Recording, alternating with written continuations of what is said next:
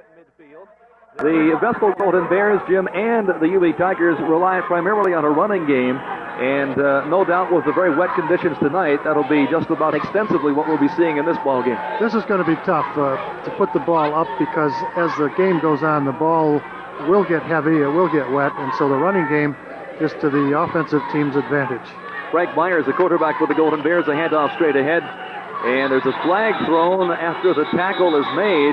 The ball carrier is number 40, Dave Mitchell. However, a flag was thrown after he was tackled, and there's a penalty coming up here on the play. It is against the UE Tigers. The signal is personal foul against the Tigers, and you see referee Dick Franz facing up the 15-yarder. It probably was a late hit. Just a little extra aggressiveness here early in the game, but there's the signal. Dick says the personal foul, Tigers. Jim, the history of this series is an incredible one. No matter what records may be going into this ball game, you can toss them aside because emotionally this is the ball game for both teams. Yeah, it never did seem to matter what your record was. There were some times when the Tigers should not have won and some time when the Bears should not have won. You just never know what's going to happen. And on a night like tonight, the great equalizer is out there, the weather, and the Tigers broke one easily. The Bears could do the same darn thing here very shortly. You never know what will happen in this game. Naylor carrying the ball, and he picks up a yard. His Headley, the captain for the UE Tigers, makes a stop. So a gain of 1 for the Vestal Golden Bears. They trail at 7-0. We're early in the first quarter, Ty Cobb Stadium. From the full house backfield, Coach Tony Policare's Golden Bears. And the handoff is straight ahead, and it goes to Dave Mitchell, the 5'10", 175-pound junior running back. He gets a couple of yards, and that is all. It'll bring up a third down and long situation. Another personal foul. Dead ball foul, personal foul coming back the other way now against the Bears. So the officials, I think, are trying to put a clamp on some extracurricular activity here, is what it looks like. The emotions run high in this game, and it looks like the boys are trying to put a stop to it right now. And there's one guy I can think of out there who will do it, and you're looking at him right now. Guy with the white hat on. There he is. No nonsense. He'll take charge. So that brings up a 3rd and 20 situation for the Vestal Golden Bears. 7-0 in favor of the UE Tigers. This time a split backfield. And the handoff is inside, and there's no running room at all. As leading the charge for UE, number 36, Tony Volakovic on the stop. And so that's going to bring up a 4th and a mile for the Golden Bears, and they'll be forced to try to kick it away.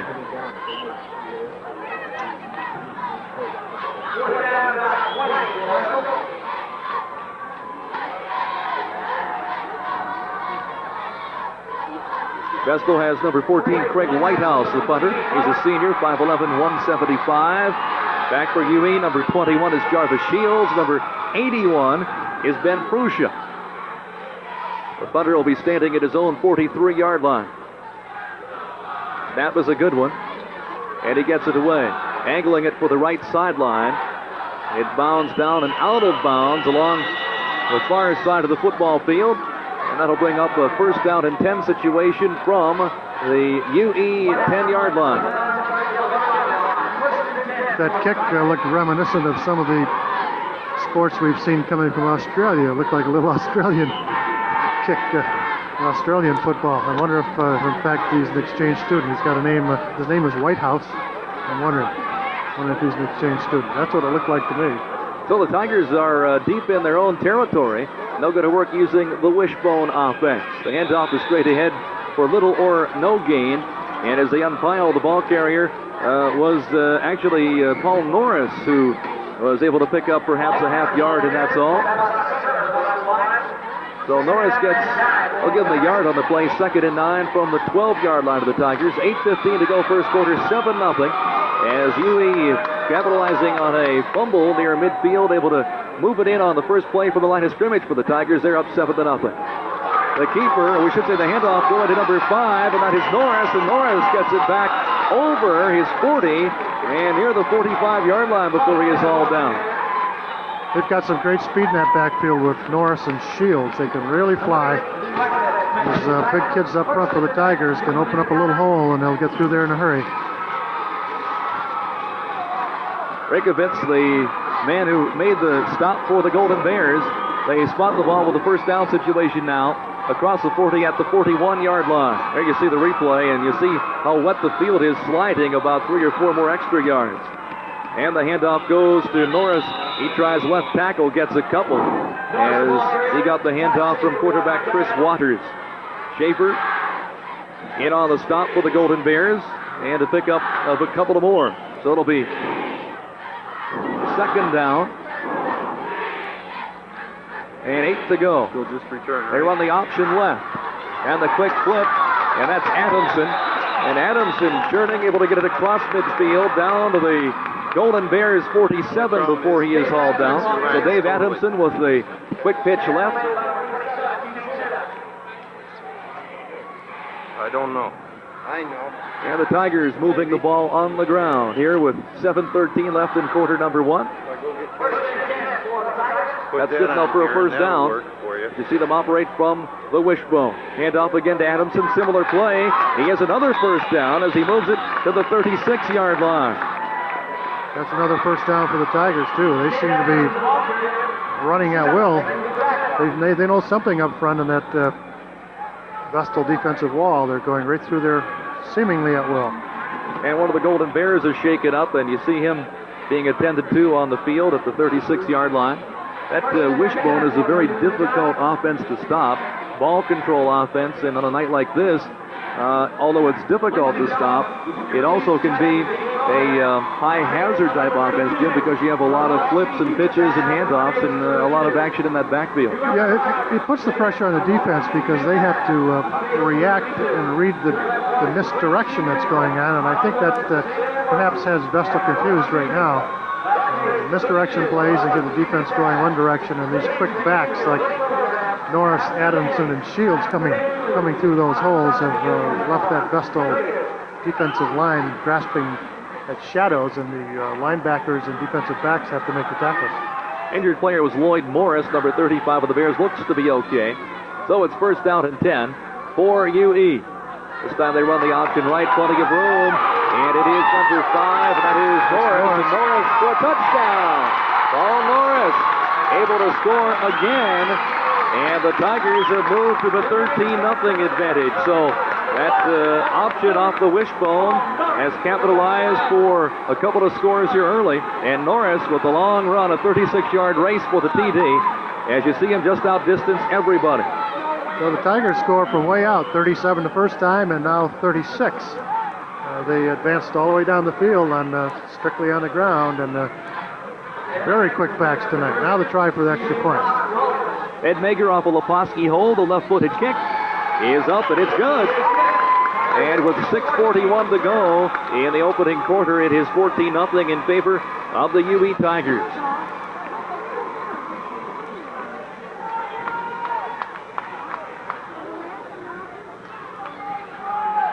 So Vestal's defense has its work cut out for it here, trying to stop the UE offense. Going into the ball game, Vestal with a record of 1-7 on the season, and UE 4-4. UE though 3-1 in their past 4 games, while Vestal heading into this one, it lost 3 in a row, and by an average margin of 31 points.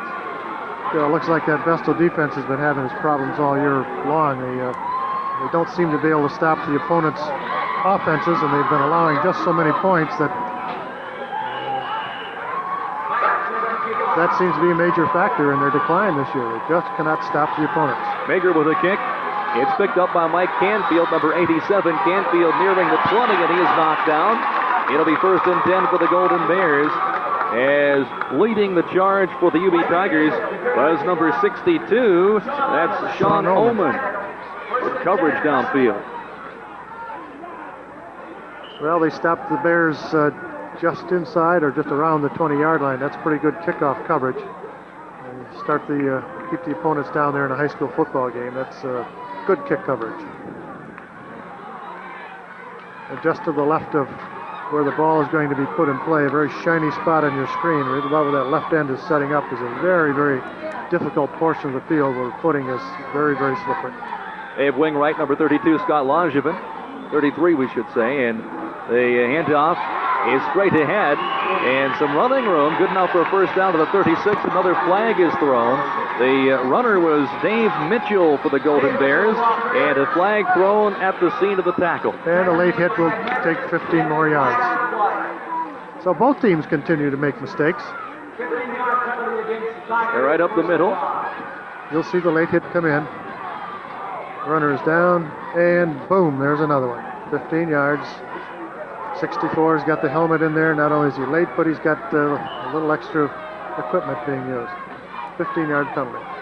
So it's first down for the Golden Bears. They trail 14-0. Again, the wing right with Langevin to your right.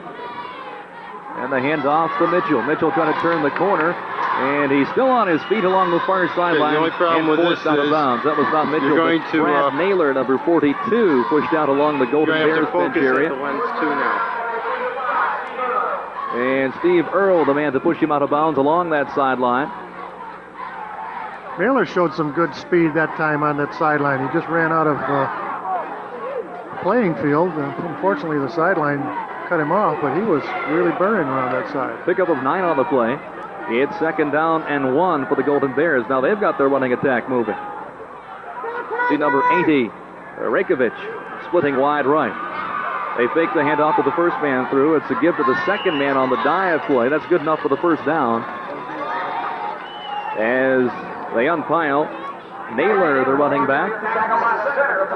And that's enough for the first down as they spot it at the 40-yard line of the Tigers, who lead in the ball game 14-0. You can see the young fellow running in and out between the plays with the green and gold outfit on. He's changing the balls, keeping a dry ball in there for the Golden Bears. Hand off again to Naylor, trying to turn the left end. Breaks one tackle, not a second. As in to make the stop is number 81, Ben Grusha. And he was unable to turn the corner as no gain on the play. That'll bring up 2nd and 10. Naylor, the leading ball carrier for Vestal on the year. 6 games, 622 yards coming into this one, averaging 4.8 yards per carry.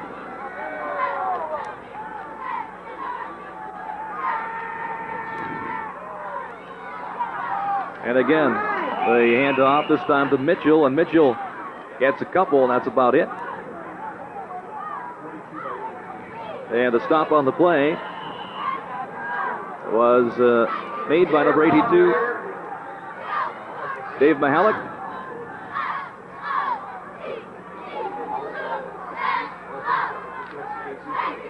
So the Tigers leading it by a score of 14-0, 4.5 to go in the first quarter. A rainy, muddy night here at Ty-Cobb Stadium, Union-Endicott's home field. The Golden Bears against the Tigers. When you look at that picture, it doesn't appear to be any weather problem, but quite frankly, it's raining steadily out there, and the field is starting to get gooey, quite frankly, where they're playing right now. It is gooey out there. There's Naylor, off right tackle. Maybe gets a couple, and that's about it. Stopped by the left defensive side of that UE line. So Naylor continues to be the workhorse here for Vestal. On that play, it didn't even look as though the offense had the advantage. It looked like Naylor was kind of tippy-toeing through the mud there, didn't it? Like he was unsure of his footing. We got a couple, but it's still 4th and long. 4th down and 5 yards to go for a first down for the Golden Bears. There you can see the rain at the bottom of the screen. It's really hitting the puddles on the running track. It's still coming steadily. Ball at the 35. And on the handoff, there is absolutely nowhere to go. Good defensive work. And so the UE Tigers will take over on downs as it was an unsuccessful bid at 4th and 5 for Vestal. And so now the Tigers, with 3:28 to go in the first quarter, are set to work their own offense. 14-0 Tigers leading.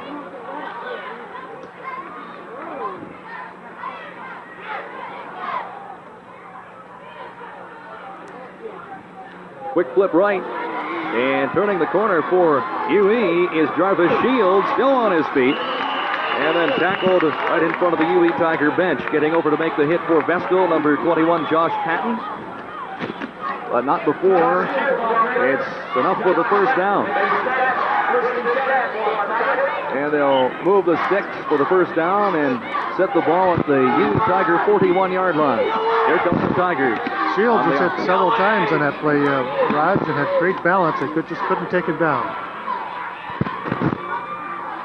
Chris Waters.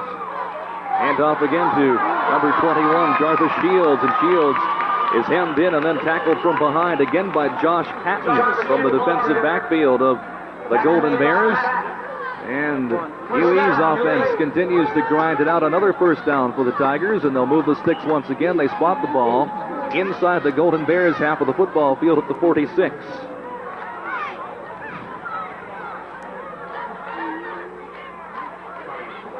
Nice moves by Jarvis Shields of the Tigers. And off the snap, a flag thrown. Well, we got a dead ball foul. Somebody is in the neutral zone, or the offensive is moved. I couldn't tell what it was. Let's see what Dick has got. Watch referee. Illegal motion. Okay, the offensive team is moving. So somebody up front moved. And that's a dead ball foul. They keep throwing the football around. That's no way to keep it dry, boys. The officials can't hang on to it, isn't it? There's a handle on that thing someplace. You see the front defensive line of the Golden Bears. Number 3, Chris Waters, quarterback for the Tigers.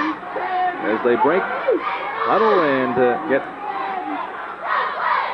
set to work a first down and 15 situation.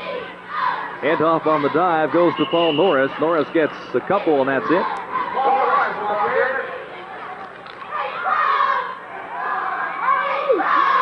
So that'll bring up a second down situation and 12 to go for the first down.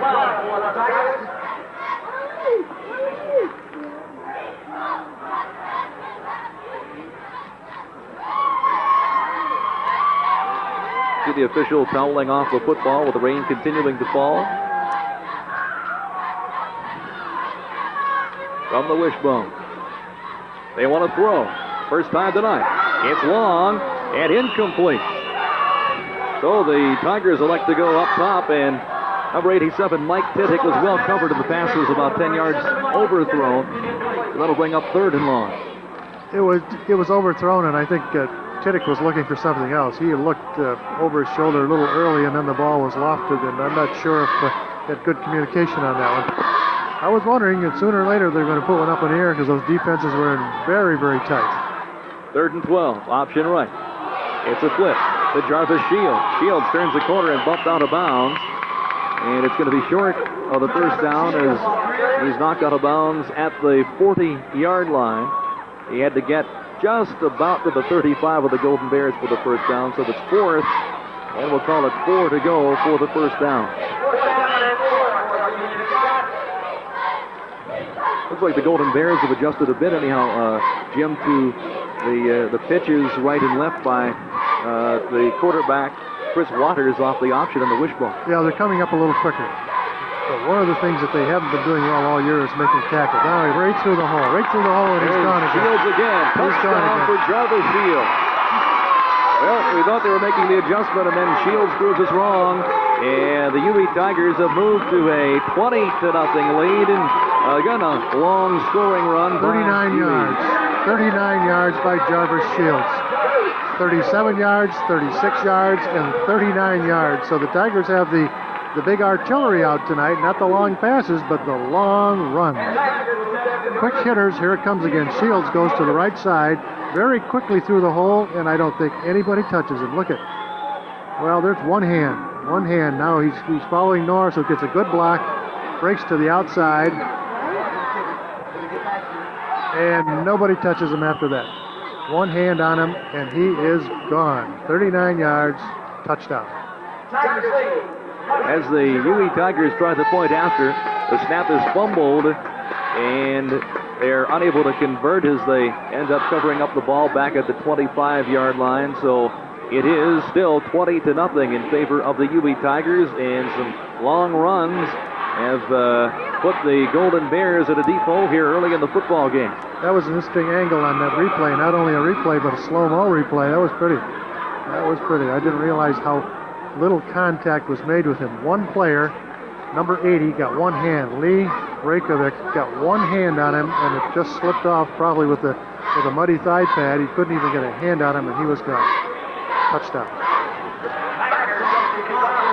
Mike Canfield, 87. Pete Kuda, 27 deep for the Golden Bears. You see Ed Mager teeing up the football.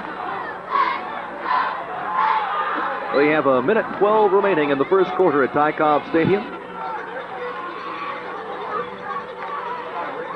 For 75, John Burkhart. See at the left side of your screen for UE on kick coverage. And there's the kick. It bounces, bobbled, picked up by Canfield up the 20, 25-yard line.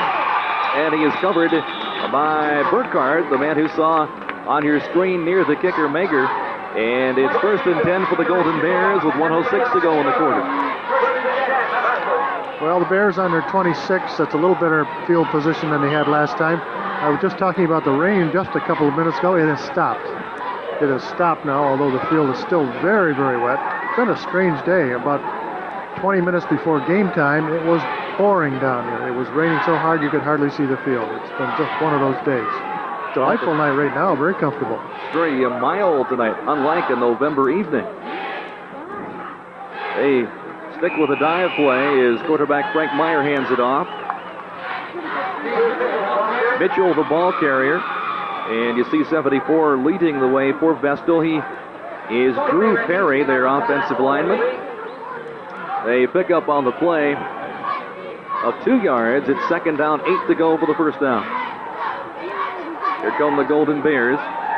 Got to try to get that offense rolling here, trailing by a 20-0 score. Rolling left is Meyer, and as Meyer tries to throw it away, it is incomplete, and the only man near the football was Legero, his offensive lineman, as a UE defender got a hand on it. It was Dave Mihalik that knocked it down. He penetrated very nicely and got those big hands up there and knocked that pass down. Number 82, Dave Mihalik.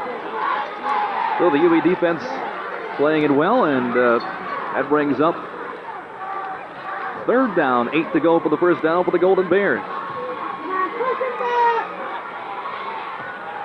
In full house backfield. Now the wing to your right. That's Langevin. Dive inside. And the ball carrier, Brad Naylor. And Naylor gets it across the 30 to the 34, but it's 3 yards shy of the first down. And the time runs out in the first quarter. So at the end of the opening quarter of play here at Ty Cobb Stadium, the score is 20-0 in favor of the Tigers. We'll be back with more Scholastic football right after this.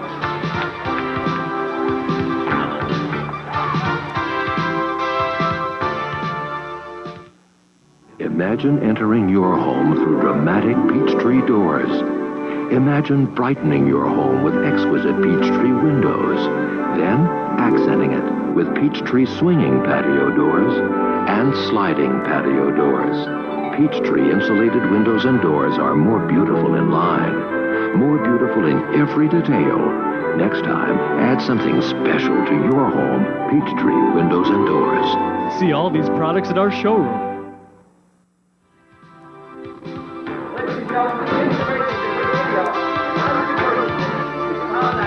Welcome back to Ty Cobb Stadium as we're set for the second quarter to begin. The Golden Bears have the football. It's 4th and 3, and they're going to punt. It's kicked away by Craig Whitehouse, and it bounds a couple of times and rolls out of bounds just shy of the UE 30. So Whitehouse kicking it out of bounds along the Golden Bears sideline. They'll spot the football at the Tigers 31, and obviously, Jim, are going to have to try to stop the running of Paul Norris along with Jarvis Shields. They have been explosive here in the first quarter of football. They certainly have. It was crossing my mind that the Tigers, the running, have got the Vestal defense in tight, and it might be appropriate to throw the ball, but then you come back the other way and say, listen, this running attack is going so well. Don't ruin a good thing. Keep going.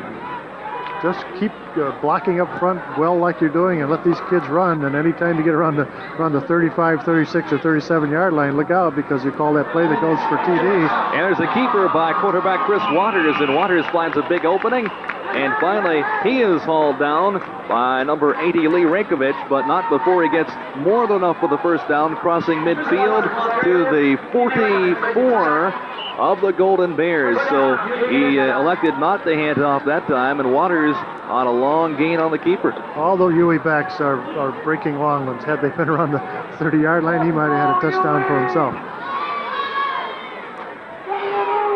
This time nothing on the dive play as they try it off left tackle, the ball carrier, Paul Norris, a 6 foot, 182-pound junior. Schaefer in on the stop, actually a loss of a half yard on the play. So second and just over 10 for UE. Early here, second quarter, 11-13 remaining in it.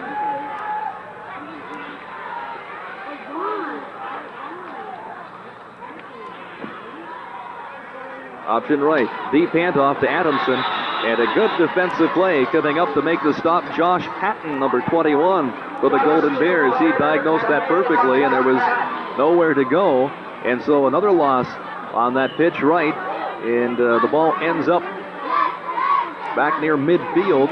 They're going to spot it back in Tiger territory at the 48-yard line. That brings up third and 15 for the first down.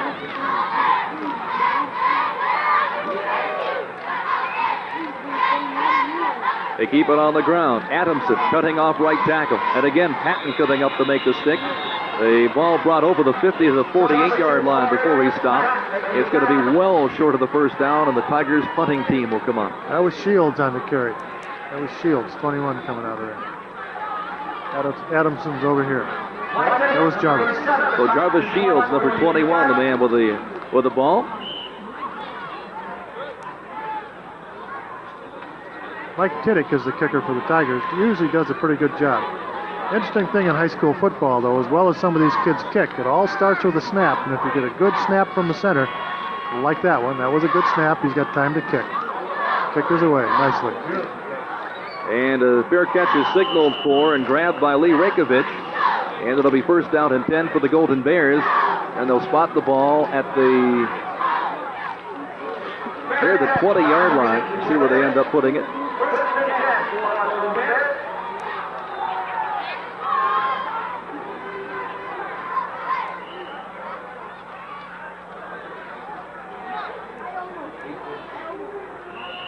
So first down for Vestal.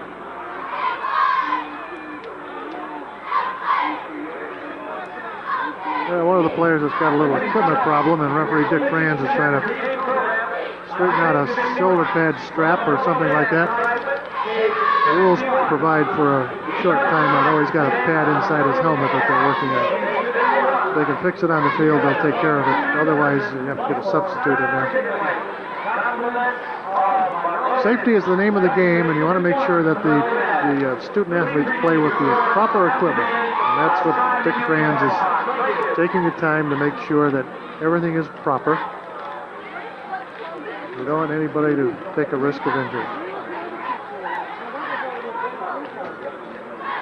There we go. Looks like everything's okay now.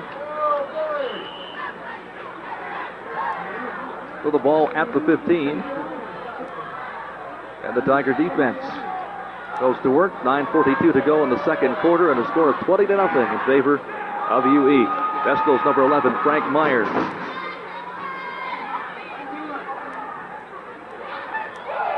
In motion, Scott Langevin, 33. Long snap count.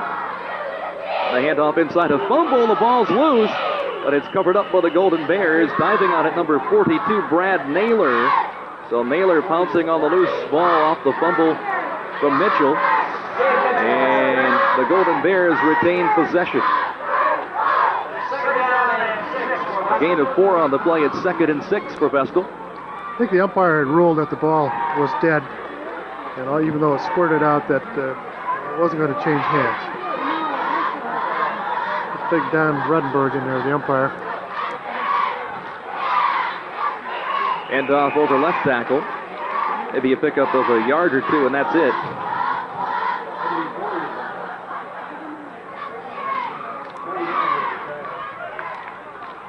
point as they unfiled the ball carrier was Brad Naylor, number 42.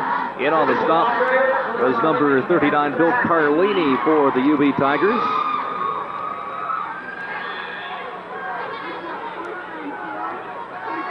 That brings third and 5 to go for the first down for the Golden Bears.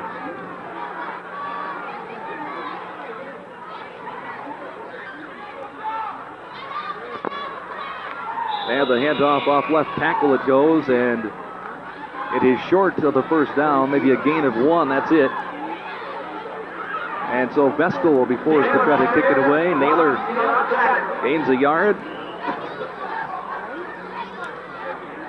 Before I came down here tonight, my daughter Eileen called me and said, "You've got to be crazy to go out in this weather tonight. I'm not going with you and keep stats for you. Look at it, it's beautiful out here tonight. It's not raining."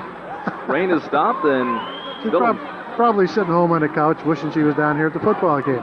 still a mild evening. We still have time to get down here. Greg Whitehouse will punt it from the Vestal end of the field, and a Tiger may have gotten a hand on it as the ball ends up short of midfield back near the 40. So not much of a punt in these wet conditions, and we'll see where they end up spotting it.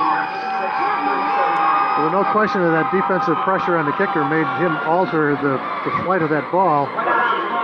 Just good pressure, good charge, and he lost his concentration, I'm sure. That different style, it looks like he takes some choppy steps in there. Just too many steps to kick the ball. It takes too long. And he didn't have enough time to kick it his way, and therefore he lost about 20 yards in distance. Ball at the Tiger, or we should say a Golden Bear 37. Tigers have possession.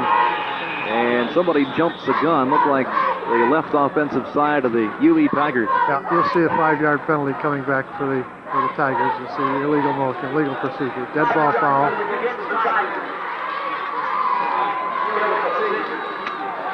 Go first and 15 now for UE.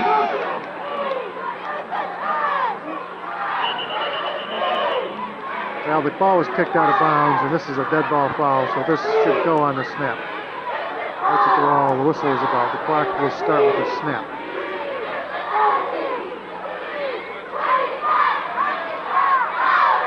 Minor technicality. Ball at the 43 of the Golden Bears. And the handoff, there is nowhere to go as the handoff going to number 20. That's Dave Adamson. And he is dropped for a loss of about a yard. So second and 16 for UE. I wish I could tell you who was in on the tackle, but those shirts are getting so dirty now, Roger. I can't help. I think Derek Jones, 52, was in on it, but it's getting very difficult to identify. That's Paul Norris. He's able to muscle his way ahead for 3. And in on the stop was John Forby, 6'4", 255-pound defensive lineman for the Golden Bears.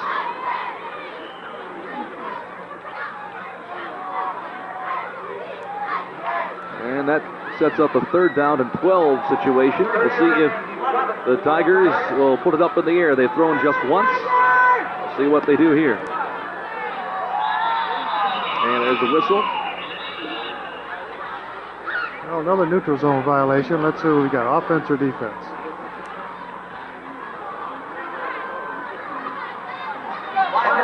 Against the Tigers.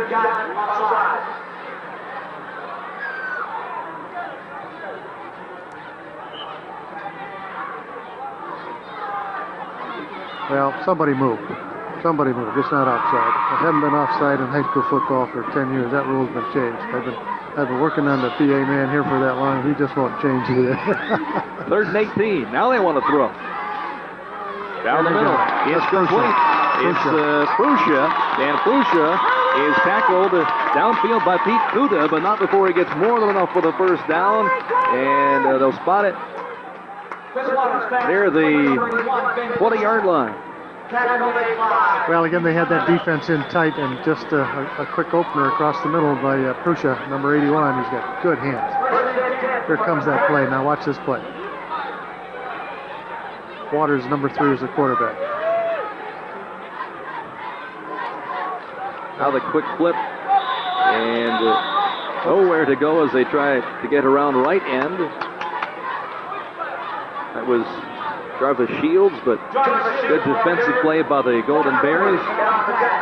And that is a loss of 5 on the play. It brings up 2nd and 15. So they have, Jim, been able to back and forth go between some huge gainers and then some situations where they've had 2nd or 3rd down and long. Yep. 20-0. Tigers leading. And the give to Paul Norris. Norris over left tackle, and he is brought down by Lynn Parker of the Golden Bears. Well, it certainly looks like the Bears are really starting to adjust in the middle now. So the UE coaching staff is going to have to make some adjustment. Although at 20-0, they're very comfortable right now. But they will make an adjustment. Maybe they're going to come outside, or maybe they're going to throw a ball a little bit more. But look at that Vestal defense there. All 11 players are within 6 yards of the line of scrimmage. So he's going to throw, and there it is. Throw again. And he hit the receiver right in the leg. That was Ben Pruscia again. The ball was just a little low, but he did hit the receiver, hit him about the knee. He got it a little bit higher, but he might have completed it, but I don't think Pruscia was looking.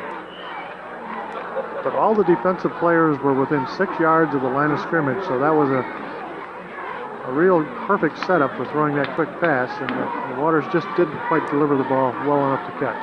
Go 4th down and long for the Tigers. Field goal unit is in. Mager is the kicker, Eddie Mager. Steve Laposky, number 9, will hold.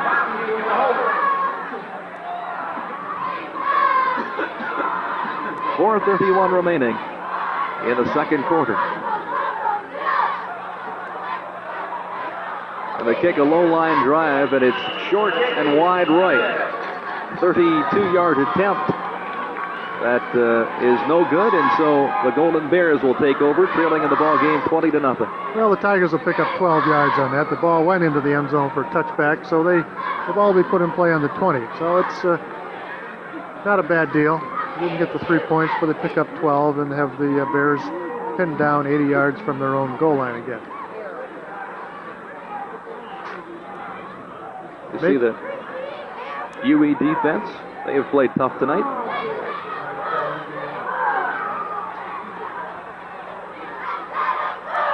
And there's nowhere to go as they try the left side. Mitchell, the ball carrier, number 40. He and Naylor have been busy here this evening.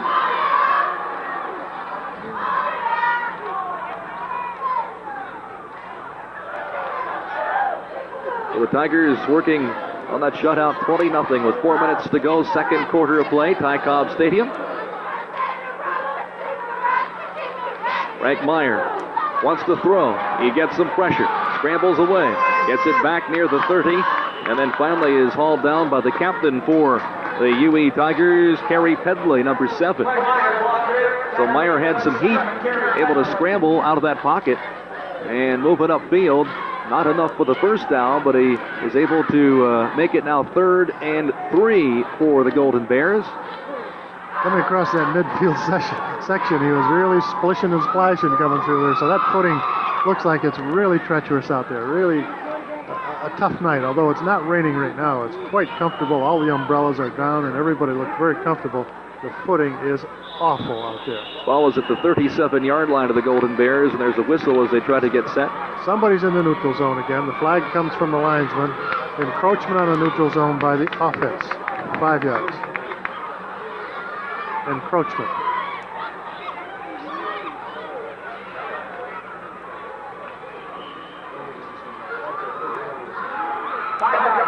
So the penalty. And that makes it 3rd and 8 for the Vestal Golden Bears.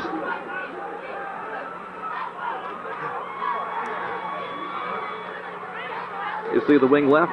Langevin, number 33. Long count. Inside handoff. And nowhere to go again. Well, that UE interior line and those linebackers are filling quickly, and they are playing very tough. And as you see them unpile, that was number 40, Mitchell. Dave Mitchell with no running room. Boy, that defense swarms. They don't hit you with 1 or 2. They hit you with 5 and 6. They keep coming. Just nowhere to go. The front defensive unit stands them up when the backers come in and finish them off. Yeah, they do. So 4th down and 8 to go for the first down. The Golden Bears trailing by a score of 20-0, and they're going to have to kick it away. Punter Craig Whitehouse.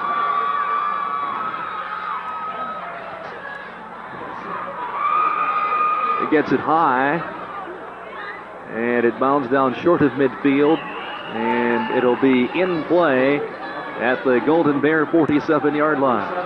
It looks like that pressure got him again. He kicked that ball with kind of a bent leg and didn't get much on it. In fact, there was a little backspin on it. It hit the ground and came back. So good kick game by the UE receiving team, and that they put good pressure on the kicker, and he didn't get that leg extended. Tigers good field position on the Vestal Bears 46-yard line, 1 and 10. They want to throw. Nobody open. Scrambling. Waters Good now defense. throws it, and it is incomplete on the far side of the field. And that was Adamson, number 20, out there trying to get the reception, but he was unable to. Well, we got ineligible receivers downfield. This play is complicated because it started out to be a screen play, and then it ends up with a pass going downfield, so the umpires got ineligibles downfield. Initially, they can be downfield because the pass stays behind the line of scrimmage, but when the quarterback then throws the ball beyond the line, it becomes a foul. So that's what happened on that play. It really got, it wasn't the way it was designed to work. So it'll be a 5-yard penalty. Ineligible downfield, Tigers. Replay the down. A year ago, we cost a down. They changed that rule so it doesn't cost a down now. You just replay the down. But it was designed to be a screen play. But when they threw the ball beyond the line of scrimmage, there were ineligible receivers all over the place, and that's why they caught it. 1st and 15, Tiger 49. They want to throw again. Perhaps a similar setup. And nobody near that. There were 3 Golden Bears in the general vicinity. Number 5, as you see at the right side of your screen, is Paul Norris, but he was nowhere near the pass, and it's incomplete. Jarvis Shields was reaching for the ball too, but it was overthrown to him. And 3 receivers downfield. That was a strange-looking play too. If it was a screen, it was strange because he had 3 receivers downfield. But it certainly did look like a screen play, didn't it? Mm-hmm.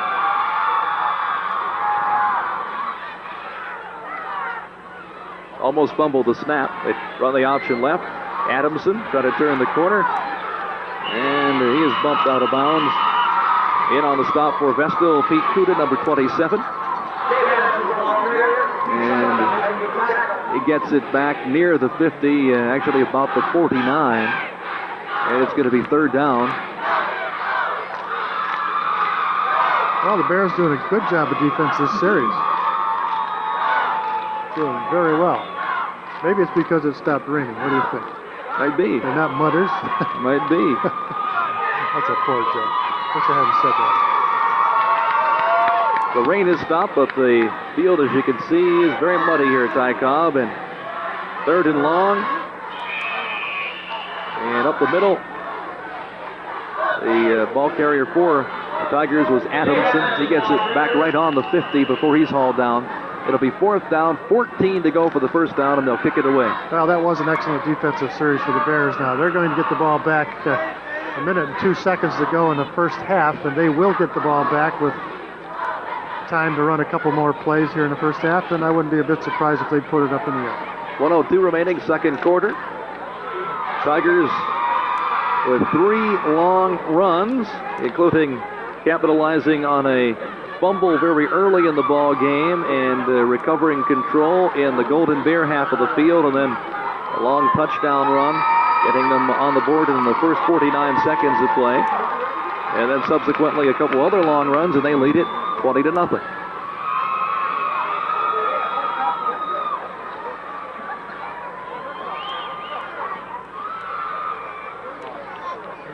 Last night, Friday night, the Binghamton Patriots topped Horseheads 26-24, and that means the Patriots will be going to Bowl 1. They'll match up against Maine Enwell, who beat Ithaca Friday evening 26-0.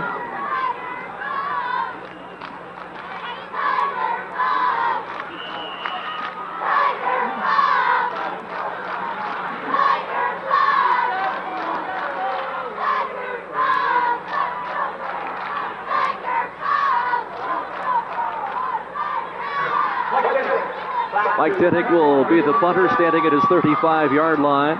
The ball right on the 50. Snap is a good one. Tittick gets it away, and he booms it.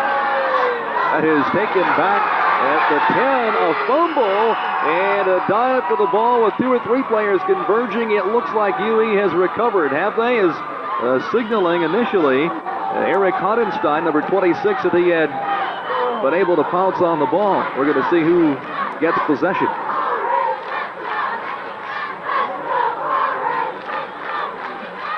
So far, neither team seems to be sure who's going to have it. Looks like it's going to be Vestal's ball. Rekovic ended up on top of it as Vestal does get it, but almost a costly fumble deep in their own territory.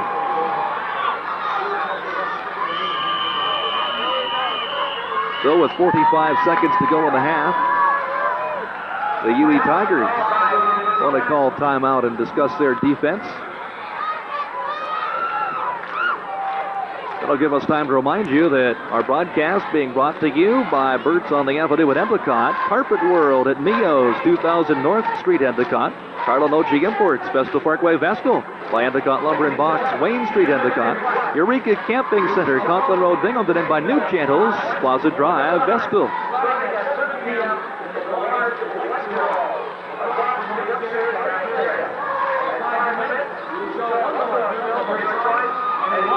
Tony Romeo, who is the defensive coordinator for the Tigers, is the coach on the field right now with the UE team in orange. He's talking about containing them and keeping them back there and perhaps even forcing things into the end zone. The ball is inside the 5. Can't exactly see where it's spotted, but it's inside the 5. You can still score some points from here. Defense can score what's called a safety, which is worth a couple of points. So it's worth some pressure to get down in here. On the other hand, Stevie Mann, who is leaving the field, was that. Now that's Tony going off the field. He's telling his offense to make sure you get out of there. Flag on the play. So the Golden Bears have it deep in their own territory. Naylor, the ball carrier, but a penalty called, and it's against the Vestal Golden Bears. So they've got the offenses moving before that snap, so they continue to self-destruct way down in their territory.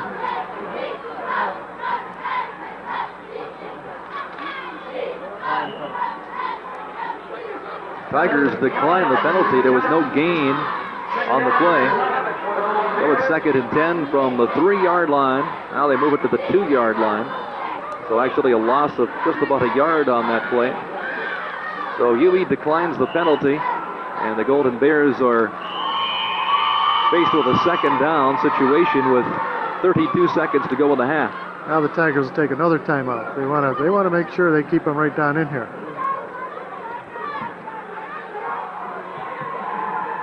They don't want to let the Bears out of their end zone.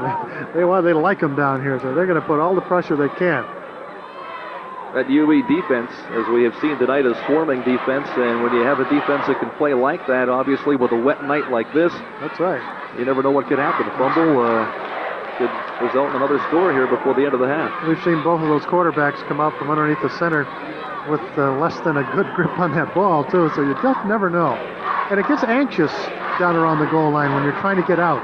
Going in is one thing, but coming out, everybody seems to be a little more cautious down there, and they're really trying to squeeze it. They're really trying to put the pressure on, and that's what this is all about. I don't know if they're trying to, maybe you could call it icing the offense, I'm not sure, but that's probably a lot of the psychology of what's going on right now. Still 32 seconds to go with the half. Golden Bears backed up deep in their own end, and the offense went again. All kinds of movement. Now this is a dead ball foul. Now, there's no way you decline this one. You throw half the distance to the goal line. That snap never occurred.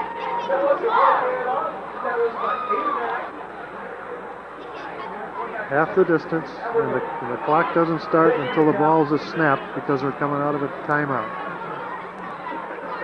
The shot of that UE defense. There you see the score, 20-0. Tigers leading.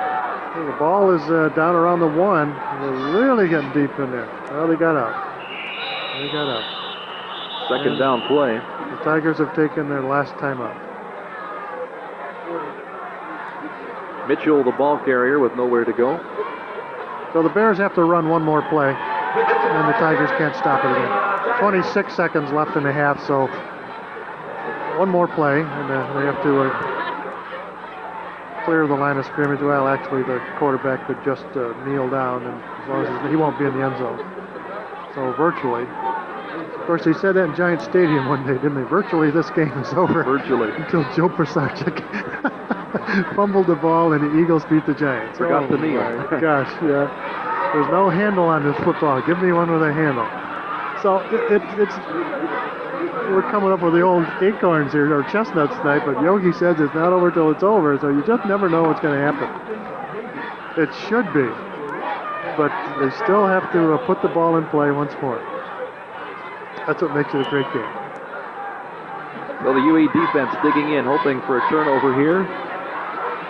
Third down from the Golden Bear 2. Quarterback keeper. Now they can't stop the clock. Meyer just pushes ahead, picks up about a half yard, and that's all. Time should run out here. 15 seconds remaining in the first half.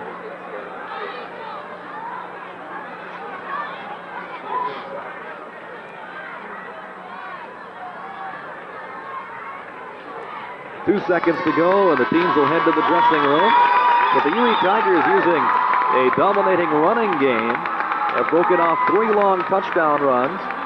And the defense playing a swarming type defense, keeping the Golden Bears bottled up, especially here at the end of the first half. And as we go to halftime, the score remains the Tigers 20, the Golden Bears nothing. You're watching TV6 Sports live from Ty-Cobb Stadium.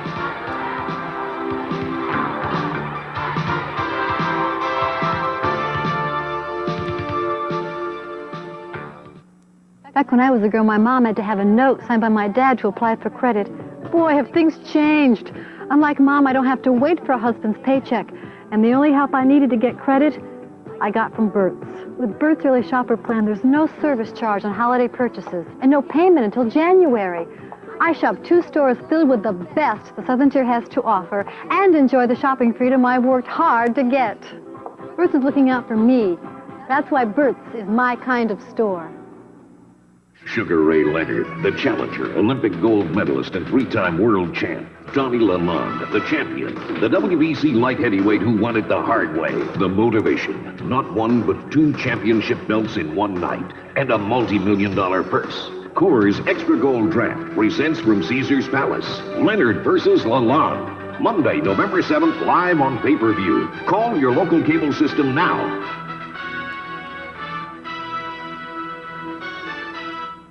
Noche Imported Cars in Vestal invite you to discover the thrill and excitement of foreign sports car ownership. Noche Imported Cars welcomes you to their new location on the Vestal Parkway, where you'll now find an even bigger selection of new and used foreign cars. Noche Imports also features an expanded service department servicing all foreign makes and models. If the thrill and excitement of foreign sports car ownership is what you desire, stop into Noche Imported Cars' new location on the Vestal Parkway. When you're looking for outdoor fun, whether it be canoeing, backpacking, or just family camping, see us first at Eureka Camping Center. Save on famous name tents such as Timberline, Great Western, Wind River 2, and Willow Creek. For those not afraid of the water, Eureka has just the canoe for you. Choose from Old Town, Mad River, Sawyer, and Winona. Browse at our wide selection of backpacking and outdoor accessories. And look your best with men's and women's latest fashions from Woolrich, North Face, and Terramar. For years of camping enjoyment, remember Eureka. We are at halftime of the UE Vestal traditional classic football game, and it has been a dandy. The Tigers lead it by a score of 20-0. They scored early 3 times, but since then the Bears have kind of hitched up their pads a little bit, Raj, and they've made a go of it. They haven't come close to scoring, but the defense has kind of shut the Tigers down just a little bit. Made a nice job of it. Well, Jim, the big thing is that the Tigers have been able to break off those 3 long runs. And as we mentioned during the course of that second quarter, they have been faced with several situations of 3rd and long, or maybe gotten themselves into some penalty problems. But they've been able to come back with that long run, and the Golden Bears have been unable to shut down the big play. That's been the difference. They've handled the Tigers now. If they can just figure some way of getting a couple of points on the board themselves, and perhaps the complexion of this game turns around, and it gets more like the traditional Tigers and Bears football game. Raj, I understand that you and Dave Zandy had a conversation yesterday. Dave Zandy is the principal of the Linnaeus West School in the Endicott system, and let's go take a look and listen to that conversation. We're at halftime in tonight's UE Tigers Vestal Golden Bears football game. Over the years, UE has received a number of awards, both on the football and athletic field and academically. And most recently, we are here to chat with David Zandy, the principal of the West Corners Campus School, with information on a very significant award received during the 87-88 scholastic year. David, I understand that West Corners Campus has received an award, the National Flag of Excellence, as part of the National School Recognition Program. That's quite an award, and if you could, tell us a little bit about that. Sure. We had the opportunity to visit Washington as part of the National Recognition Ceremony. In Washington, we attended a reception, and we had an audience with President Reagan, and the Secretary of Education, William Bennett, presented us with our National Flag of Excellence, along with a plaque from the President. It had to be quite an experience to meet President Reagan. It was a great experience. We were in a room. We shared this honor with many schools throughout the country. We had an opportunity to talk with many different people from many different schools, and it was a great honor for us to be there. David, the National School Recognition Program, what are the criteria for being involved in that and subsequently winning? The first criteria is you have to be eligible, and we qualified because of the fact that at least 75% of our students were at or above grade level in reading and math for at least 3 consecutive years. Following that, we had to fill out a 47-page nomination report that was sent to the State Education Department. And the State Education Department conducts a screening to select those schools in the state that they want to have state recognition for. We did receive state recognition. From that point, the state sent our application to Washington, D.C., where the National Bureau of Education had a screening committee that looked over these applications. And we were selected in Washington to receive what we call an on-site visit. 2 gentlemen, one Carl Ross, a principal from a nationally recognized school in Hermitage, Tennessee, and Donald Beers, a professor at the Citadel, spent 2 days on West Corners campus verifying everything that was in the verification report. And what they basically did was that they visited with students, teachers, and parents, and conducted interviews and visited each classroom on campus to substantiate what we had written in our verification report. David, what do you think some of the characteristics are here at West Corners campus that perhaps were very instrumental and significant in receiving this award? I think I have an excellent staff, that they work well together. And when I mean staff, I mean from custodians to cafeteria workers, everyone that works here. There's a feeling of mutual respect for one another, and they really work well together. Another common element that we have at West Corners is we have a very strong, active PTA organization. We have parents that are involved with their children. They support their schools in a number of different ways. Another unique characteristic I think that we have is we develop a theme each year around which the entire school community works. Last year it had to do with the Tiger Olympics. And we did such activities as each of our classrooms took a different country to follow in the Olympic Games, and they tracked medals of each of the countries. We had our own Olympic torch ceremony, and the torch was passed from classroom to classroom on campus. One of our students remarked in studying the Olympic Games that we didn't have any doves to release. So our PTA provided each classroom with a white balloon as a symbol of peace, and we released these balloons at our Olympic torch ceremony. We did such things as we conducted a Hall of Fame for our students, recognizing their accomplishments both in citizenship and academics. And we had certificates in a Hall of Fame in our school with pictures of each of the students that were being recognized. Our 6th grade did such things as an Olympic village, and they had all of the different winter events posted in the Olympic village. These were part of a study that we did involving the total community. Our PTA made signs for all of our classrooms saying like Olympic art, Olympic village, Olympic music room, Olympic training room.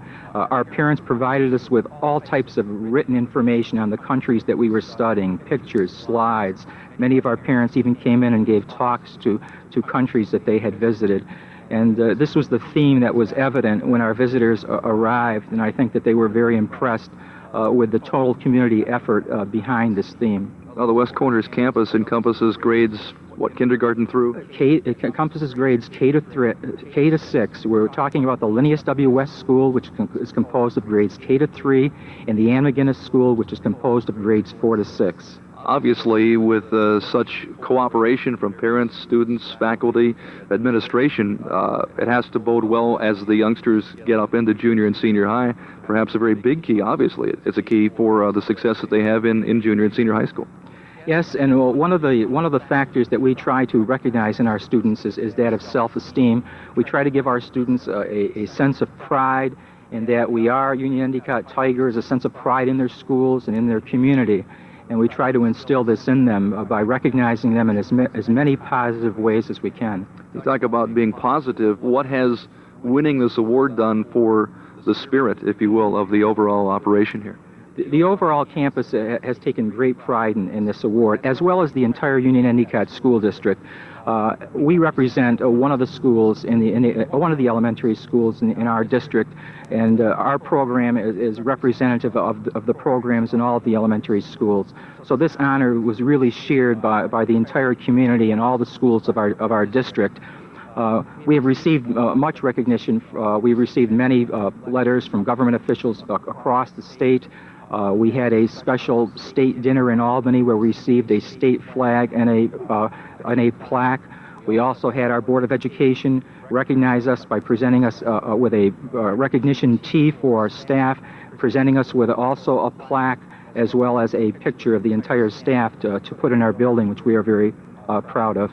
Well, David, congratulations. Certainly a lot of hard work done by you and your staff, and an outstanding job here at West Corners campus. Well, we thank you very much, and we appreciate the attention that is focused on our academic achievements as well as our sporting achievements that we're both equally proud of.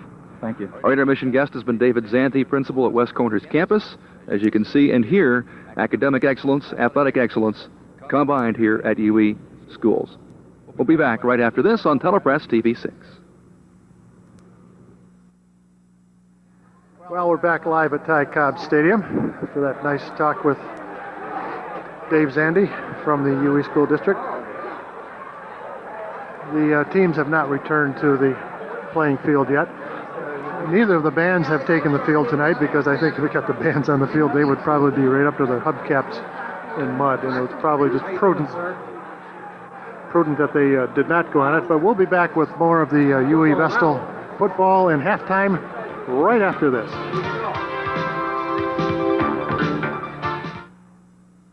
Announcing Carpet World at Mio's Great November Savings Event. Save on the new generation of stain-resistant carpeting, room-size remnants, no-wax vinyl flooring, and much more. Delmar window treatments are 50% off. Save 20 to 50% on today's most popular wallpapers. You'll get 20% off top-quality Touraine paints. Custom match using the Carpet World color computer. Take advantage of all these great savings at Carpet World at Mio's, 2000 North Street in Endicott. When you're looking for outdoor fun, whether it be canoeing, backpacking, or just family camping, see us first at Eureka Camping Center.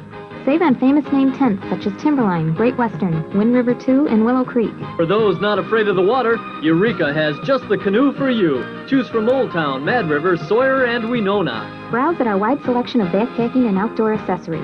And look your best with men's and women's latest fashions from Woolrich, North Face, and Terramar. For years of camping enjoyment, remember Eureka.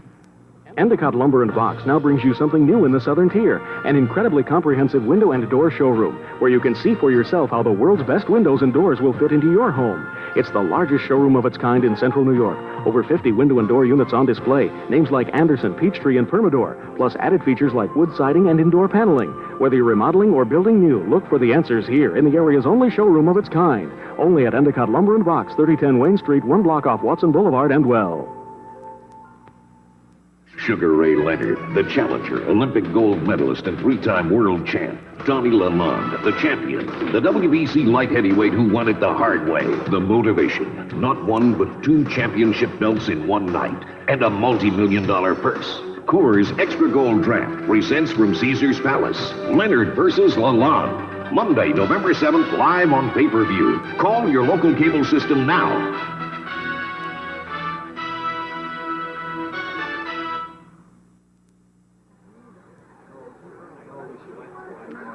And welcome back to Ty Cobb Stadium as we're at the end of the first half.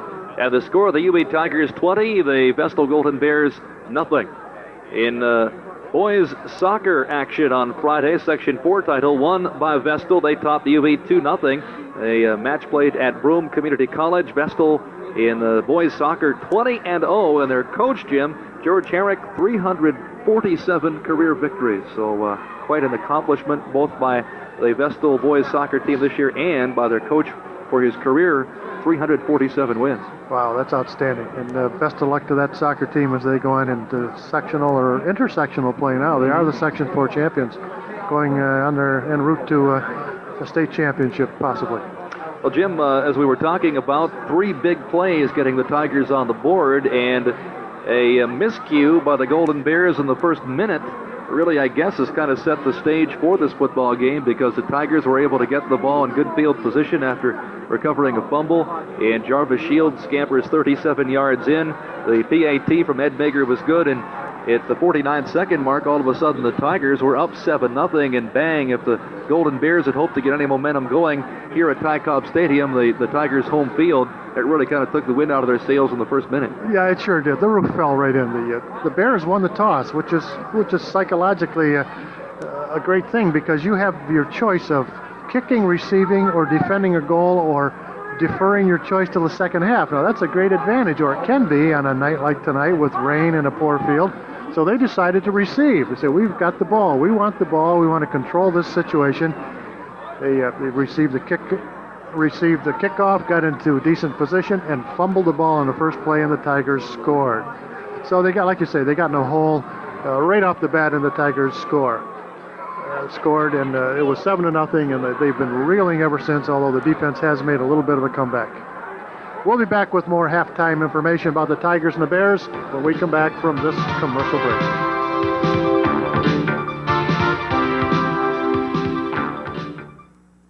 Noche Imported Cars in Vestal invite you to discover the thrill and excitement of foreign sports car ownership. Noche Imported Cars welcomes you to their new location on the Vestal Parkway, where you'll now find an even bigger selection of new and used foreign cars.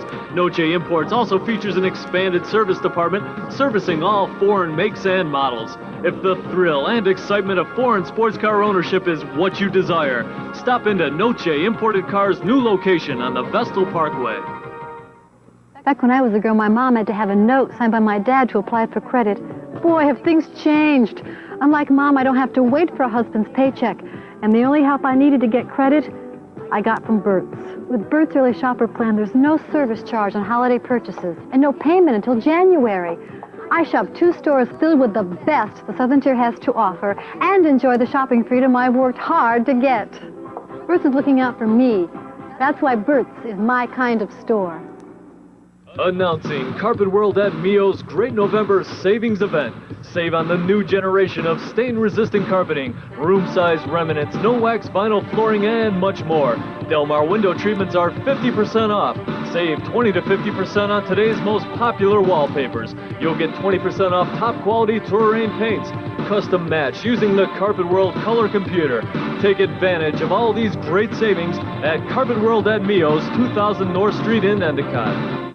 Sugar Ray Leonard, the challenger, Olympic gold medalist and 3-time world champ. Donnie Lalonde, the champion. The WBC light heavyweight who won it the hard way. The motivation. Not one, but 2 championship belts in one night. And a multi-million-dollar purse. Coors Extra Gold Draft presents from Caesar's Palace. Leonard versus Lalonde. Monday, November 7th, live on pay-per-view. Call your local cable system now.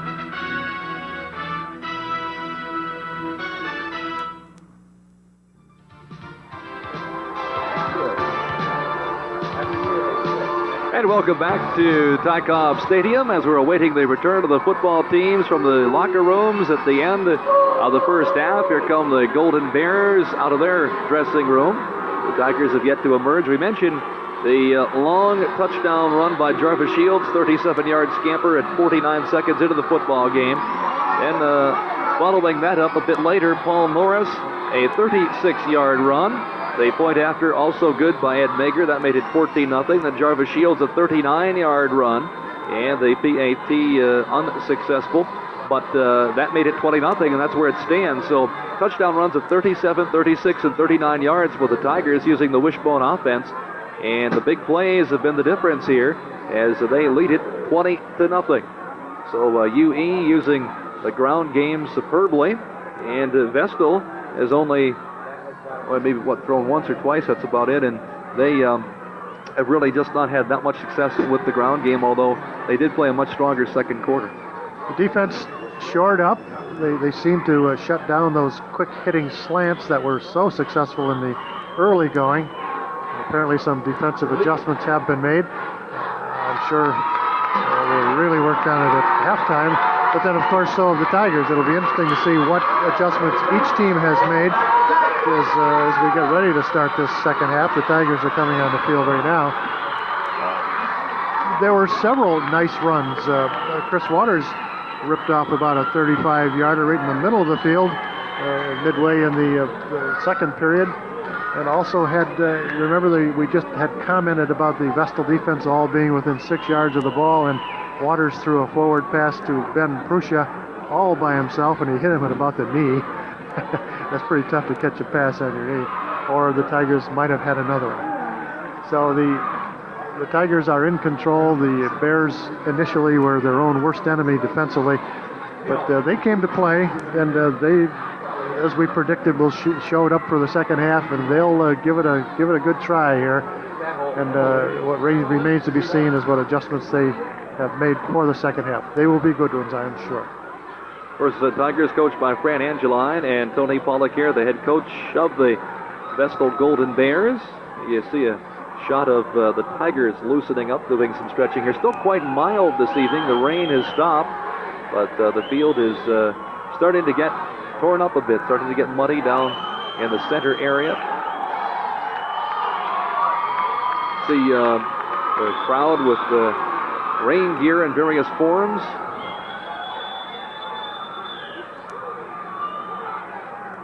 Interesting day weather-wise. We got up this morning, brilliant sunshine, and the thermometer over 60 degrees. I worked a ball game this afternoon, and it was very mild, although overcast, very mild. Rained a little bit hard a couple of times, but remained mild all afternoon. And tonight it stays the same way. You just can't believe that this is November weather. You'll notice the officials tonight are wearing short sleeve shirts, and that's very unusual for November. But it is very comfortable here tonight, as long as it's not raining. We go on to more football next week as the what we call the bowl games, the Section 4 playoffs begin, and something new has been added. The week after next, the winners of the Section 4 bowl games will play the winners of the bowl games out of Section 2, which is the Albany area. They will be playing on Sunday, November the 19th, I believe is the date, at Shelkoff Field at Cornell University. So the winners of Binghamton and Maine Enroll, for example, Seton Catholic and Windsor, I believe. And I don't recall the other matchups, but those winners will go on to play another game against an Albany area team at Shelkoff Field at Cornell University on Sunday the 19th of November. High school football, best in the area, lots of fun. And they'll be on the artificial turf up at Shelkoff. A little different twist for them. Sure is. Well, we're set to roll here in the second half. It'll be number 14, Craig Whitehouse. You see him teeing up the football for the Golden Bears. And in deep safety for the UB Tigers, number 21 is Jarvis Shields, and number 20 is Dave Adamson. They are standing back at the 15-yard line.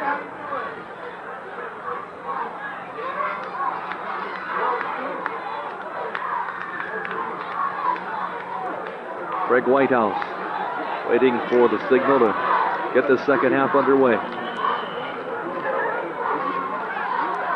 UE leading at 20-0, and here we go. It's a squib kick. And it's fumbled and then consequently covered up as Rich Noche looked to scoop it up. The wet ball gave him some problems, and then he dives back and covers up the football. And the UE Tigers have possession. They get the set to work their offense. It'll be at the 36-yard line of the UE Tigers. I don't know if that kick was intentional or not, but if you were ever wondering why in the world someone would kick the ball like that, that's why. It's hard to field, and particularly on a field like this, it's very difficult to pick up and return. On the dive, it's Paul Norris. Look at Norris take off. Norris still with it.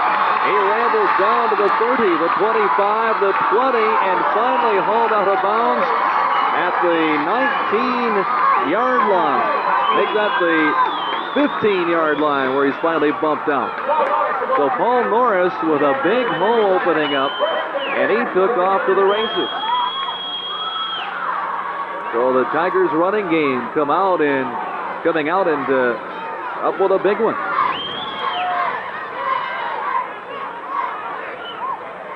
It was about a 50-yard, pretty close to a 50-yard scamper by Norris that time. There he goes.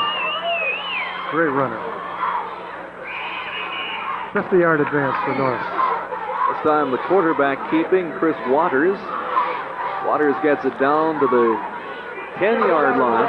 So it's a pickup of 5. That'll make it 2nd and 5 from the Golden Bear 10. Here's that Norris play again as he rips through the line. Nobody can get a hold of him, partly because of his speed, probably partly because of the slippery uniform. And here we go again. That's Jarvis Shields, and he's in for the touchdown. Number 21 for the UE Tigers, Jarvis Shields, and he gets his 3rd TD of the football game.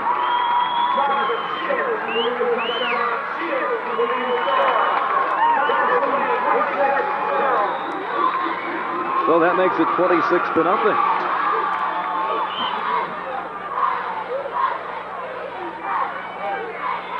Well, that has a tendency of dashing all the new laid plans that you had made at halftime, unless the Bears can come right back and get one in a hurry. Laposky holding high snap. The kick by Mager is good. So good job by Laposky, able to get that high snap down. Yes, it was. That's difficult to get the snap down and in place and get those laces turned away so the kicker can get the ball up. So 1:07 into the 3rd quarter, Jim. The running attack comes through again for the UE Tigers, and they now have taken a 27-0 advantage as Jarvis Shields and Paul Norris really have picked up the yardage here in this football game. This team has really started to come alive in the last month of the season, and it does make you wonder if right about now they might be. It does make you wonder. It makes you wonder just how good this team is right now, or maybe they're one of the best teams in the area. Chris Waters will be back next year. He's a junior. Norris a junior, and Jarvis Shields a sophomore. So that should be some backfield next year for the Tigers. And Mager's kick goes down to the 25-yard line, and the Golden Bear who picked up that football falls down, trying to maneuver in that wet turf. And so they will spot the football at the 27-yard line of Vestal. That was Josh Patton who tried to return that ball, and you saw him slamming his fist on the slippery turf. He tried to make a move, and his feet went right out from under him. Kind of tells the story of the frustration of the Bears tonight. You can see how that field's getting chewed up there in the middle area between the hash marks. They want to throw. Meyer, 35, and bumped out of bounds near the 44-yard line. Carlini moving over to bump the Golden Bears player out of bounds.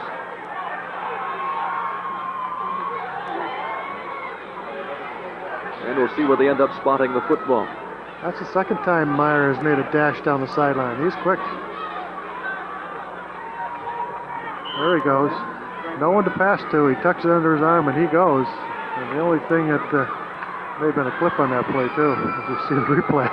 Looked like a hit in the back by one of the Vestal players on an orange shirt. So it's enough for a first down. They spot the football at the 43 of the Golden Bears. And off right tackle. Moving over the 45 to the 47-yard line. And that was Naylor as he is hauled down. So Naylor the ball carrier and a pickup of 4 on the play. It's 2nd and 6. Nearing midfield. 47 of Vestal.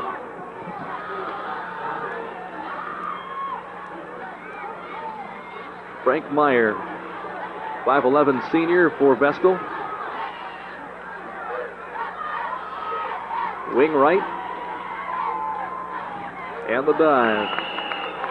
And little or no running room. Again, that UE defense hanging tough. Dave Mitchell, the ball carrier, maybe gets a yard, and that's it. It'll be 3rd and 5 for Vestal. Nothing fancy that time, just straight ahead power, but it's power against power, and at this point, the Tigers' defensive line seems to be getting the best of it.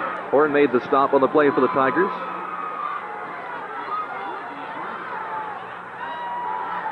Golden Bears want to throw it, and the pass is incomplete.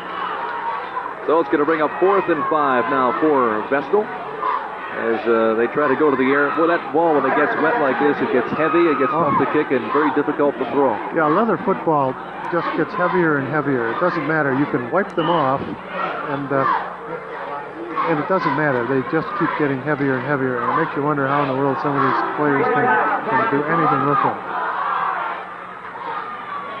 The best ball for this kind of weather is a rubber football. Whitehorse back to punt. He just does get it away. And it takes a Golden Bears bounce and ends up out of bounds near the 10-yard line. In pursuit was Jarvis Shields, but he couldn't get to it.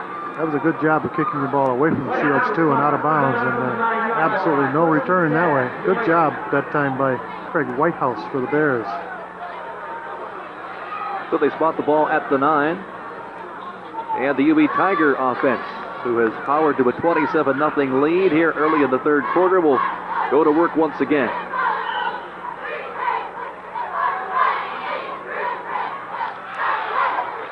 .8:58 remaining, 3rd quarter. The Tigers break huddle.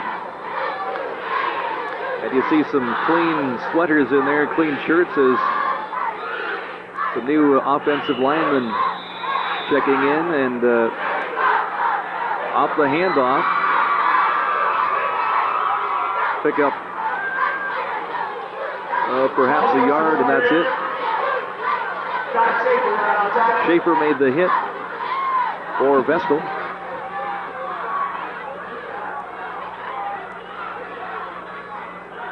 .52 at center is Tony Randisi, the UE Tigers center. And the quarterback keeper, and that is Waters, and look at him go. Waters right off the quarterback keeper, and he gets plenty of running room right up the middle.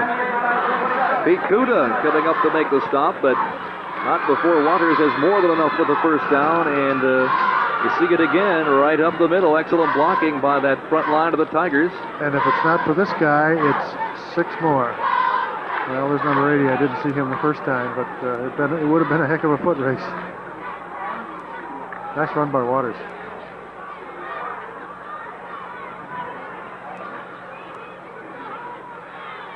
And there's Norris with little or no gain.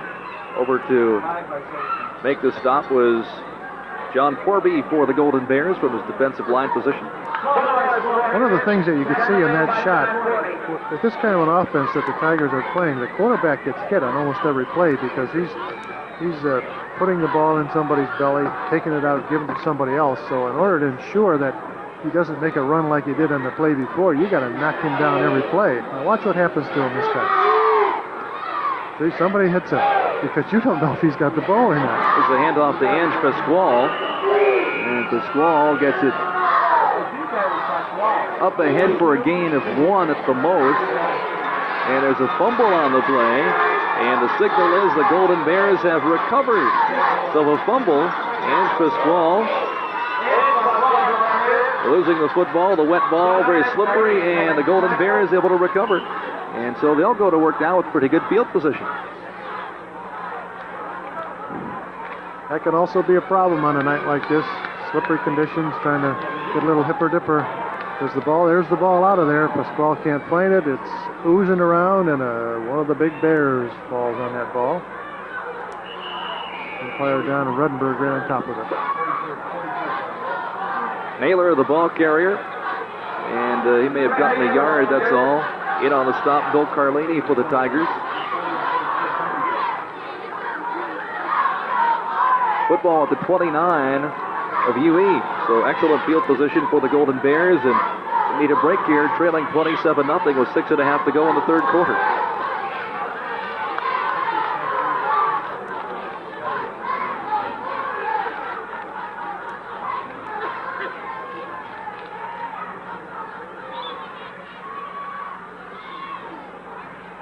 And off to Naylor. Naylor breaks the tackle, and then is hauled down as he tried to turn the corner. Coming up was Rich DiOrio from his defensive back position. Good stop on making the ball carrier turn inside just a bit and up with a hit. That was a good defensive work. DiOrio was the guy that made it, even though he didn't make the tackle himself. He's the one that forced it outside and slowed it up just long enough for two more teammates to come in and make the hit, make the stop. Pick up a 4. It's 3rd and 6 for a first down for the Golden Bears. Mix up on the backfield, and Meyer is snowed under by that UE Tiger defense leading the way. Number 72, Jeremy Terwilliger. And a big loss for the Golden Bears. It's now 4th down, and they'll move the football back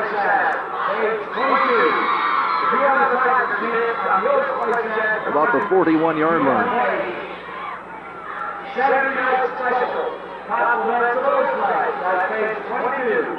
Review your winning program after the game. So 4th and 12 for a first down for Vestal. And after that mix-up of the backfield, the Golden Bears may want to try to go to the air again, trailing as they are, and see what's going to happen here. I think it looks like referee Dick Franz is trying to get about 5 pounds of mud out of one of the back's face mask so they can see where he's going. He's got it all taken care of. That's a problem when you get down there tonight like tonight. 64, you can see at defensive tackle, Chuck Loudon. They're going to go for it from the full house backfield. Now they put wing left. And flags thrown before they can get the snap away. One of the offensive linemen, when he took his set position, went into the neutral zone. Can't encroach on the neutral zone.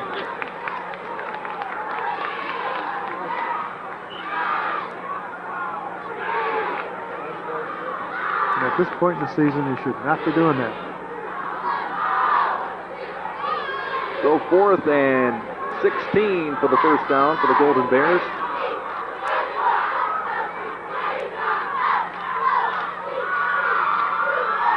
And in motion left. Quarterback faked the pass and had to pull up, and he is nailed right at the line of scrimmage. Initially Loudon in there to make the hit, along with help from the interior of that line. And the Tigers will take over on downs as their defense holds, and it remains 27-0 Tigers with 4:12 to go in the third quarter. I wonder if he had the ball. Could you tell? I don't know if it was a fake or whether he just lost his grip on that. That could very well be. They have lost it, yeah. That or one of the Tigers got his hands up enough to force him to pump a second time. Awful lot of people in front of him. Yeah. This is not a good night for pump fakes, though, with that awful ball. And off to Adamson. He gets a yard, maybe 2, and he is tackled, getting up off the bottom of the pile for the Golden Bears. Number 52, Derek Jones.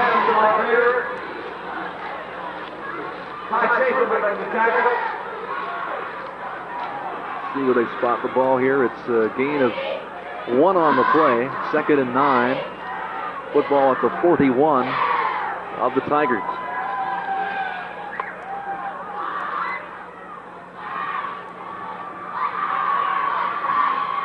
This officiating crew is assigned by the Southern Tier football officials, by the way. The referee is Dick Franz, and the umpire is Don Bredenberg. The head linesman is Ray Morey. Paul Bechtel is the line judge, and Joe Holly is the back judge. Nice crew tonight, working very well. Option left, nowhere to go. As Chris Waters tried to turn the corner and cut just inside between tackle and end, and pickup of about 3 on the play, so it's 3rd down and 6 to go for the first down. Number 87 coming wide right, Mike Tiddick.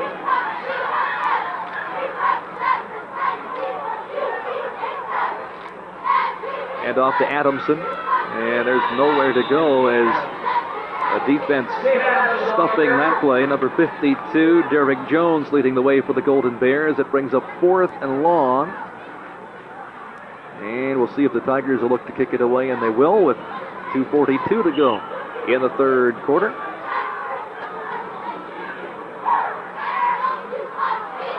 Well, there was another good defensive series for the Vestal Bears. Looked very good that time around. Tiddick will look to kick it away. He gets a high one. He also gets an Oscar. Bounces down near the 25, inside the 25 at the 23 before it's down. Now we've got back upfield. We've got some extracurricular activity and a couple of yellow flags, like some personal fouls over here. And I'm not sure who it's going to be against, but there were an orange shirt and a white shirt 40 yards away from the ball going after each other. Let's see. I was just about to say that this is the calmest UE Vestal game I've seen in years.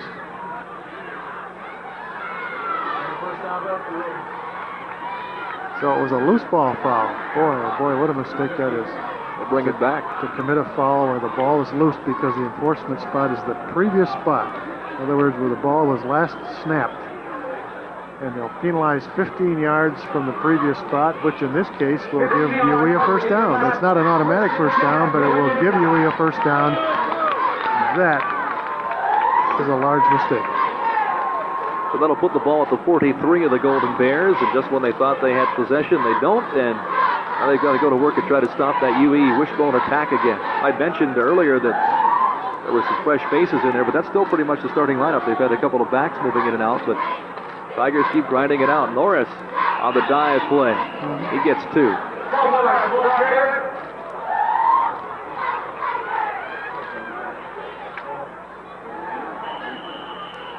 Now another flag throw. Well, we got somebody apparently down there who's chirping a little bit. That's yeah. Illegal use of the mouth probably going on down there about now. Let's see what happened. Unsportsmanlike conduct. Yeah.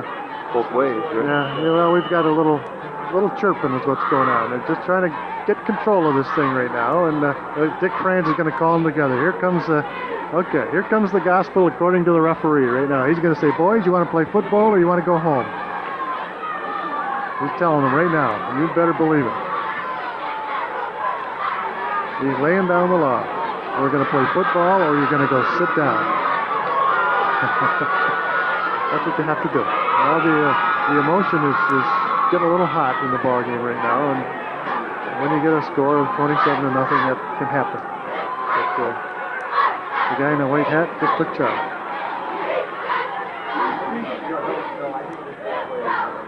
Well, the Bears have to be frustrated, obviously, even at this point, because they thought they had the football back and don't, and it's been kind of a series of problems for them here tonight. Yep.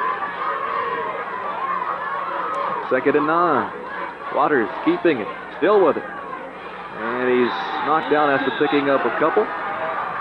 Forced out of bounds along the Vestal sideline.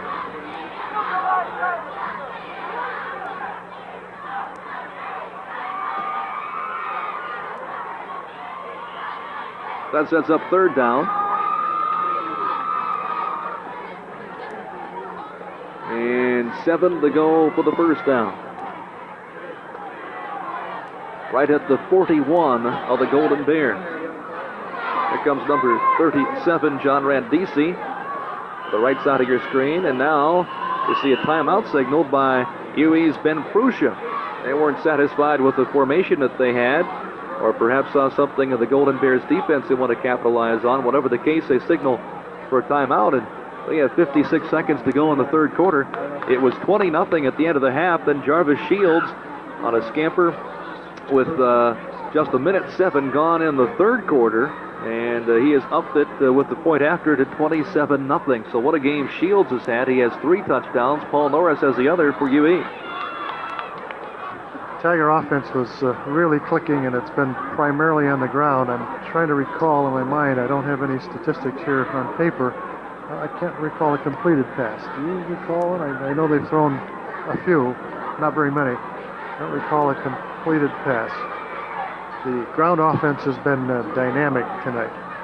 Prior to the game, I was talking with some of the people who work in the press box here regularly, and we were recalling other days of UE Vestal football games and days when you had to be here at 5 o'clock to get a seat.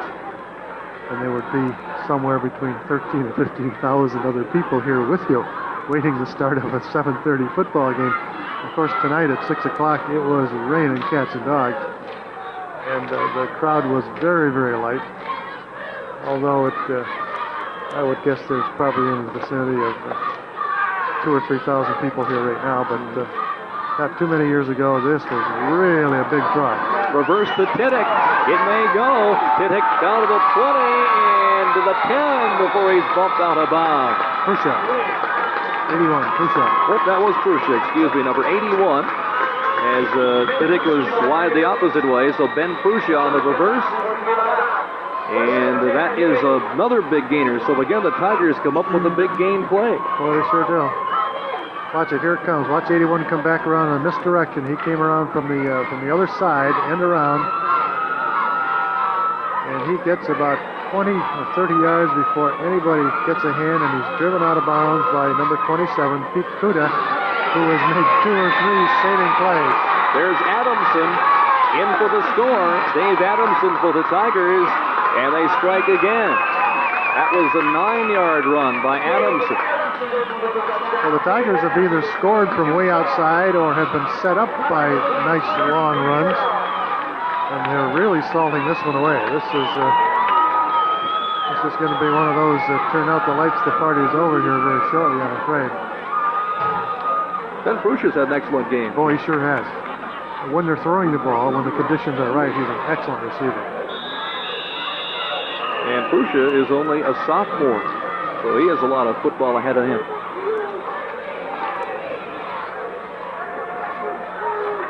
.31 Mager will try the point after. I'm sure he's the same Pruscia family whose brother played here. I'm sure he's Greg's brother. Nice athlete that played ball here for the Tigers 2 years ago.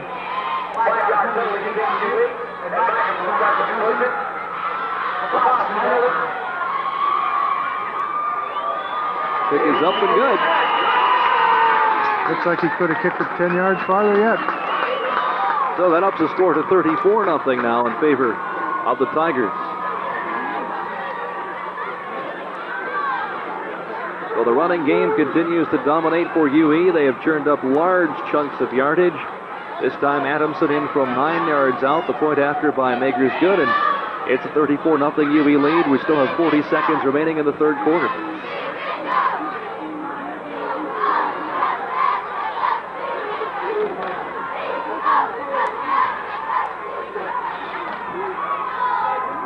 Big play, the reverse to number 81, Ben Pruscia, big gainer.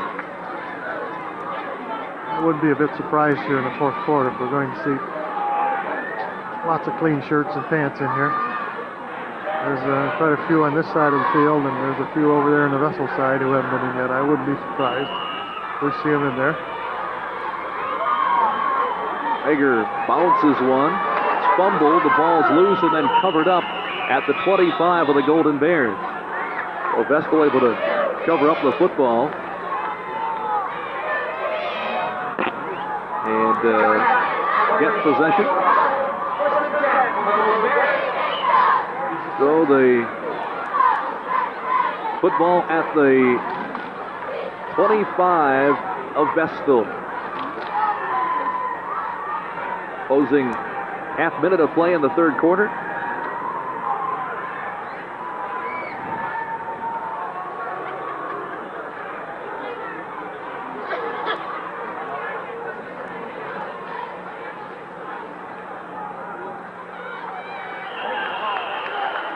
And the handoff on the dive left tackle.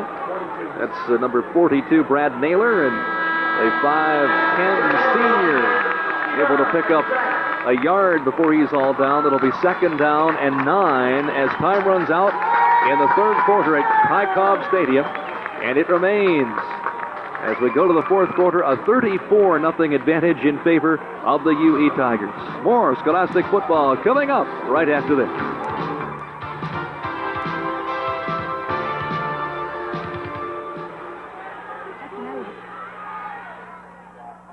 My mom had to have a note signed by my dad to apply for credit. Boy, have things changed. Unlike Mom, I don't have to wait for a husband's paycheck. And the only help I needed to get credit, I got from Bert's. With Bert's Early Shopper Plan, there's no service charge on holiday purchases and no payment until January. I shop 2 stores filled with the best the Southern Tier has to offer and enjoy the shopping freedom I've worked hard to get. Bert's is looking out for me. That's why Bert's is my kind of store.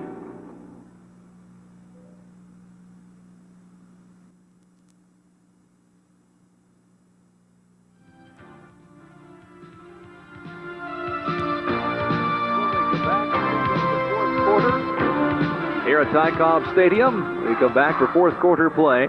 It is 34-0 in favor of the UE Tigers. And we have a third down situation for the Golden Bears, 3rd and 7. The football at their 39.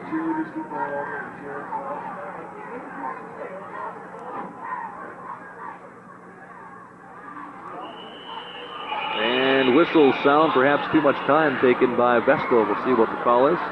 Well, the whistle came from the umpire, so he's probably got somebody on the... well, we're going against the defense. Defense. We got the defense jamming the offense. We got unsportsmanlike conduct. Yeah, the umpire called it, so apparently the defense was jamming the signals in there. Yeah, that's got to be what it is.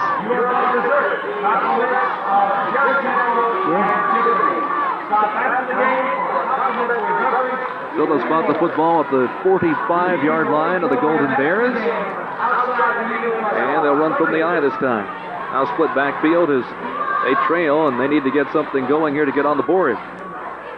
Inside handoff. That's to Naylor.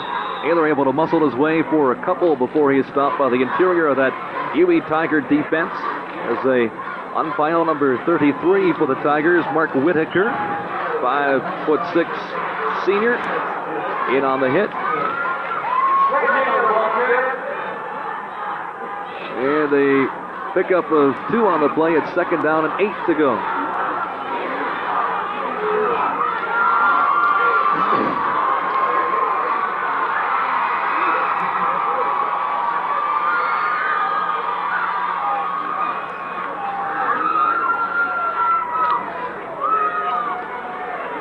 Again, trying interior of that UE line, pick up of a couple.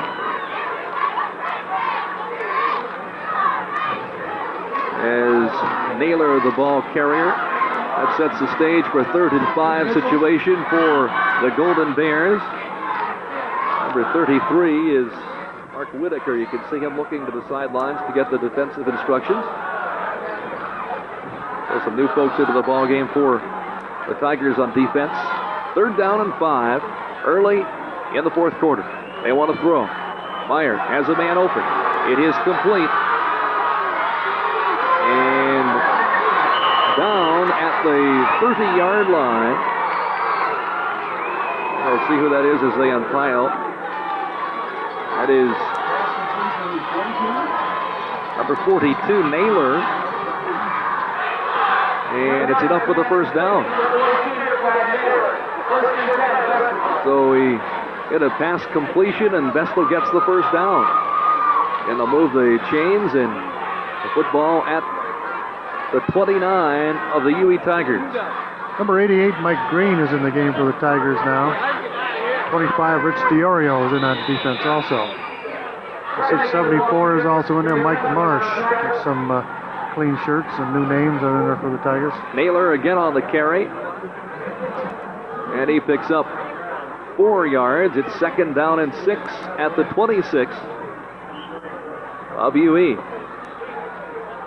So the Tigers try to get on the board here, marching downfield with 8:50 to play in the 4th. A muddy, rainy evening, although the rain has stopped here. That is Mitchell. Mitchell tried to cut outside, has his footing slide out from under him. Looked like he might have had something going for himself, too. He had clear sailing out to the left, and he lost his footing. And they spot the football just nose inside the 25-yard line. That brings up 3rd and 4 for the first down.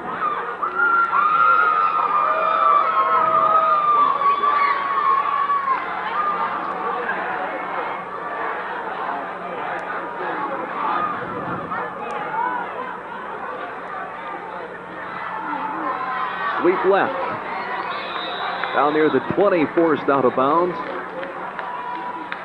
And that was Naylor trying to get outside. They will be close to the first down. We'll see where they put it. Looks like it'll be just about a half yard short. So it'll be 4th, and we'll call it a yard for the first down for the Golden Bears.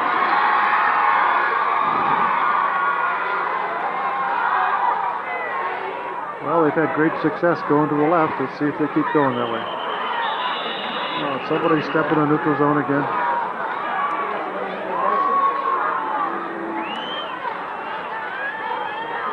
Oh, the defense stepped in. The defense stepped in. Okay.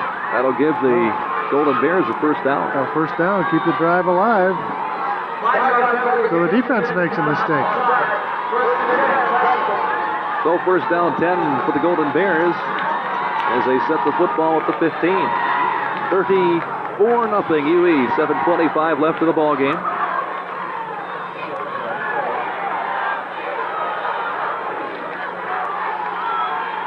Meyer handoff, second man through. And a pickup of a couple, but another flag thrown right on top of the pile. Naylor was the ball carrier. Going to be against the Tigers. Personal foul. Face match.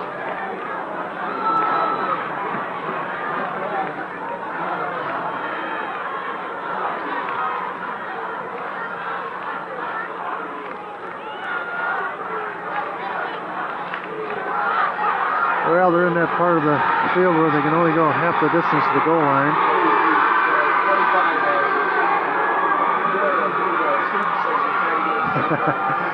They're going down toward the student section. That's like behind the backboard at the Carrier Dome. Look out.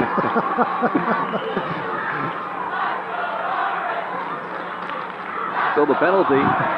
Sounds like the Carrier Dome, too. Listen to it. Yeah, Let's go, exactly. Orange. They're going.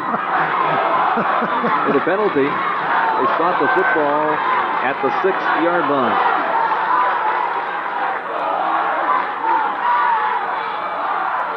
Golden Bears able to get it inside the 5 to the 4.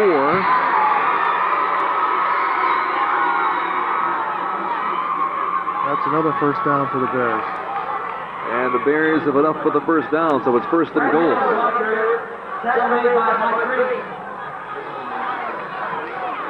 So 1st and goal from the 4-yard line. Here come the Bears driving deep inside UE territory.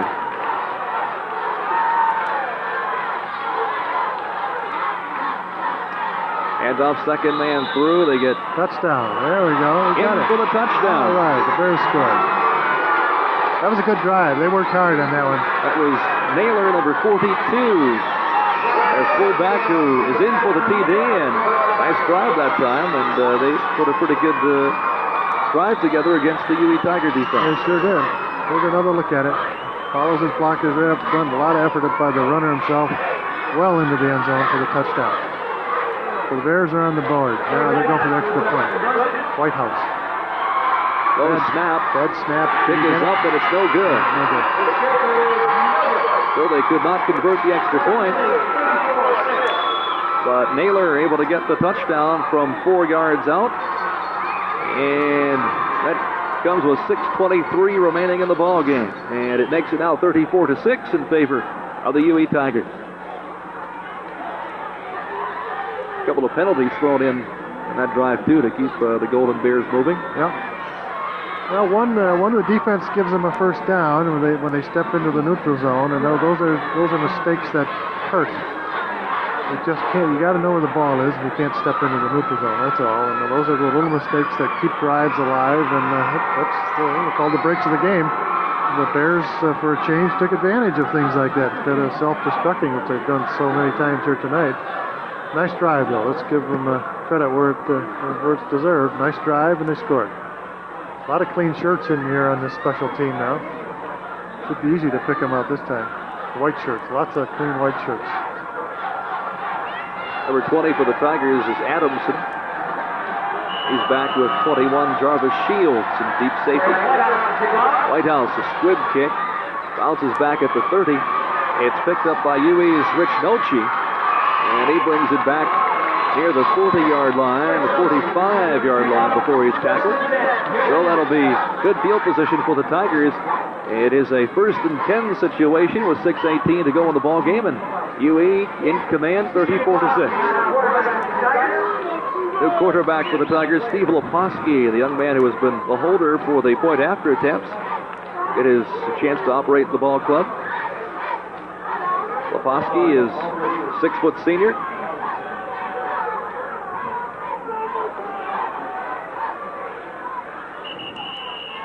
And on the handoff, the ball carrier was Dave Benjamin.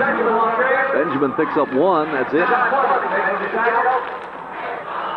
There you see new personnel for the Tigers. And quarterback number 9, Steve Laposky.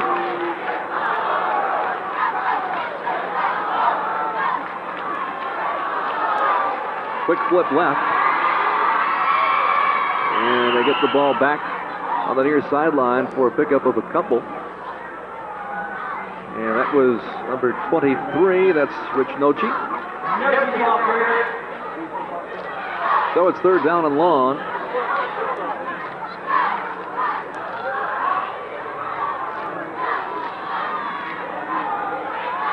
And here come the Tigers once again.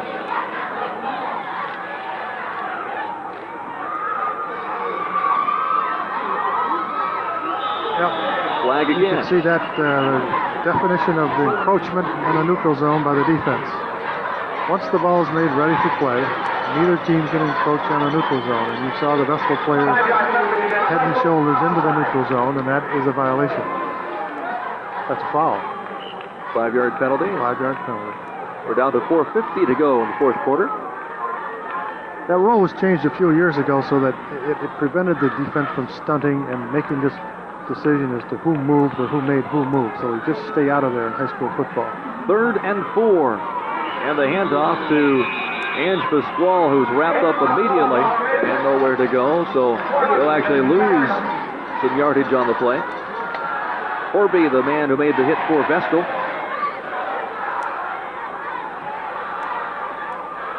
Loss of 3, and it'll be 4th down now, 8 to go for the first down. And Mike Tittick will be the man to do the kicking, standing back at his 30.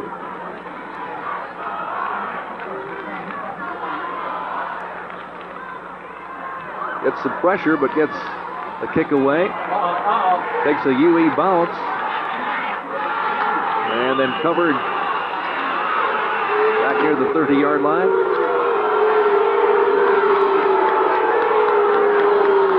So the Golden Bears will start to work from near to their 30 with the score 34-6 in favor of the host UE Tigers.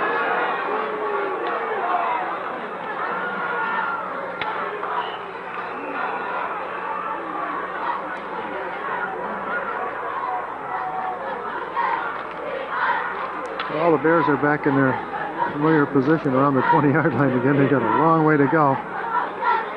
They got just about enough time to put one of those drives together. Let's see if they can do it again. They want to throw. And Myers' pass is incomplete as he looked to hit Mitchell coming out of the backfield and unable to get it. So they look to put the ball airborne, but it's incomplete. It'll be a 2nd and 10 situation. Boy, you hang one of those little dying quails like that up there, and a little defensive back pick that off for 6 more points. That's dangerous. Particularly when you can't snap that ball out there crisply. Number 74, you see in orange for the Tigers, Mike Marsh, 6-foot senior tackle. Deep handoff. And Rob Moapatra, unable to get anything rolling. Ends up 3rd and 9 situation.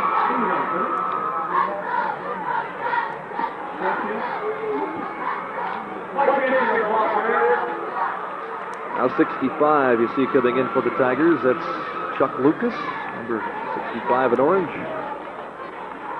3rd down, 9 to go for the first down for the Golden Bears.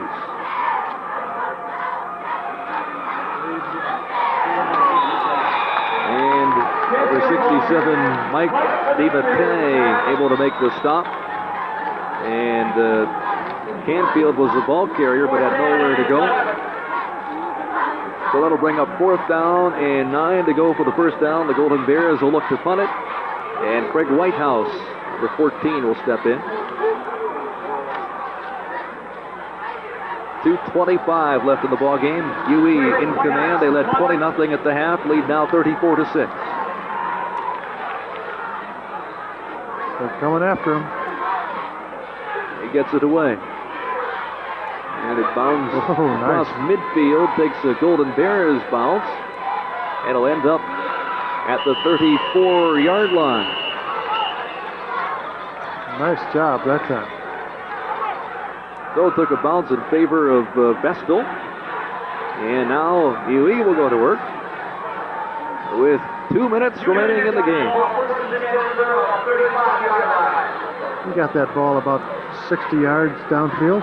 Pretty good boot. Yep.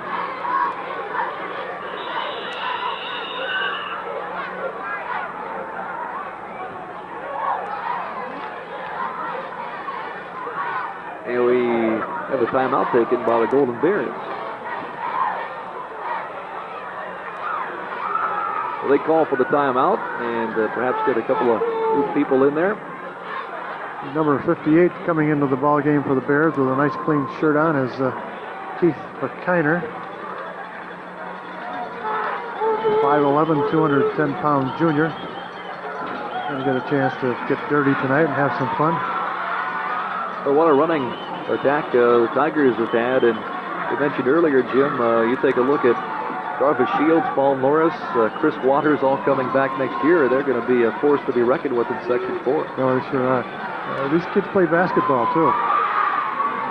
They're very quick. I watched Jarvis Shields play junior varsity basketball last year. He plays basketball like he plays football. He's very quick, and he'll run right in your face still. He's really quick. He's only a sophomore. Fun to watch. Into the ball game for the Bears, number 75, Duffy Newman on defense. Laposky hands it off. And that's to Dave Benjamin. Benjamin has nowhere to go. Craig Newhouse on the tackle that time, the kicker, number 14.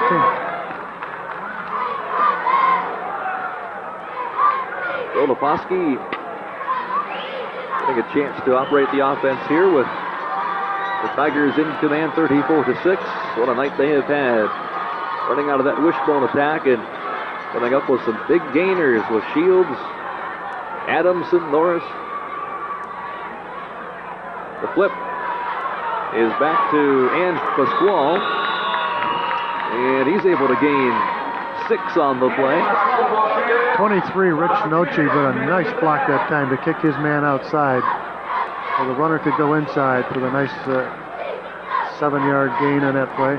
Good work. Sets up at the 42-yard line now of the Tigers.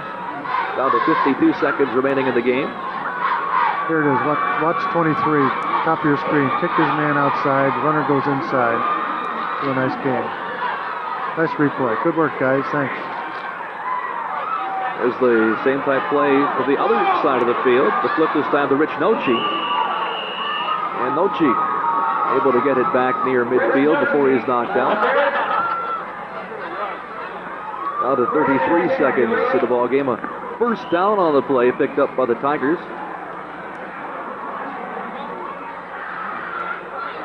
They're shy of midfield at the 48-yard line. Here come the Tigers out of the huddle. Time to run one more play here before the ball game ends. And Laposky wants to throw. He's going to go deep. And he has a man open. That is Damon Zareski. And it's complete with 7 seconds showing on the clock. So Laposky, the senior quarterback, finds Zareski, the sophomore receiver, and it's complete. And it ends up at the 30-yard line with 7 seconds remaining. So Laposky, a long pass here in the closing 30 seconds of play. We're down to 3 seconds. He wants to throw again. Laposky throwing for the end zone, but it's short, and time runs out on the clock. So the UE Tigers, capitalizing on a first-minute fumble by the Golden Bears, got momentum rolling early, and they end up winning the football game 34-6.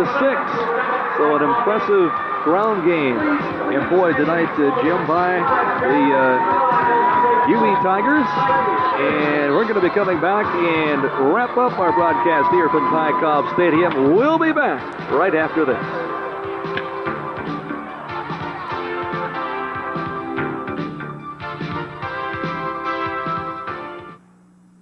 This is where Zach and Lauren Fryer first made 2 different wishes on the very same star.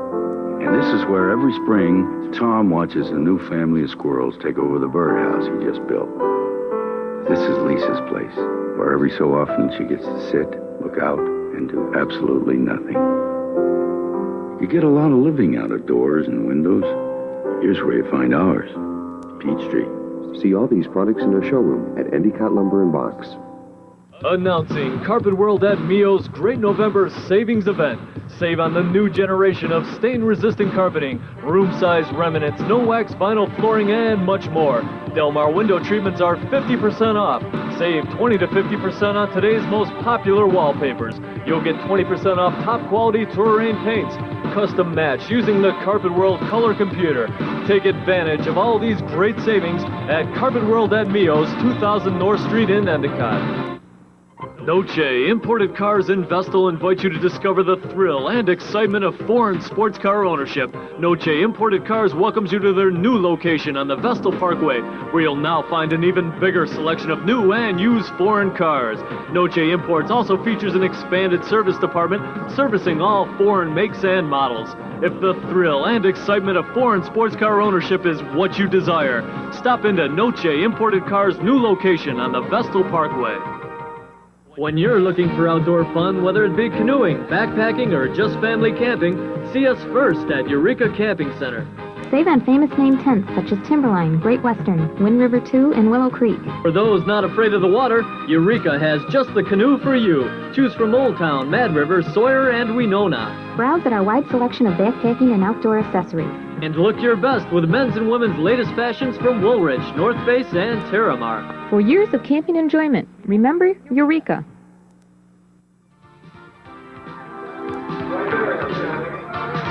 Well, a big win for the UB Tigers tonight as they crush the Vestal Golden Bears 34-6. An impressive running attack.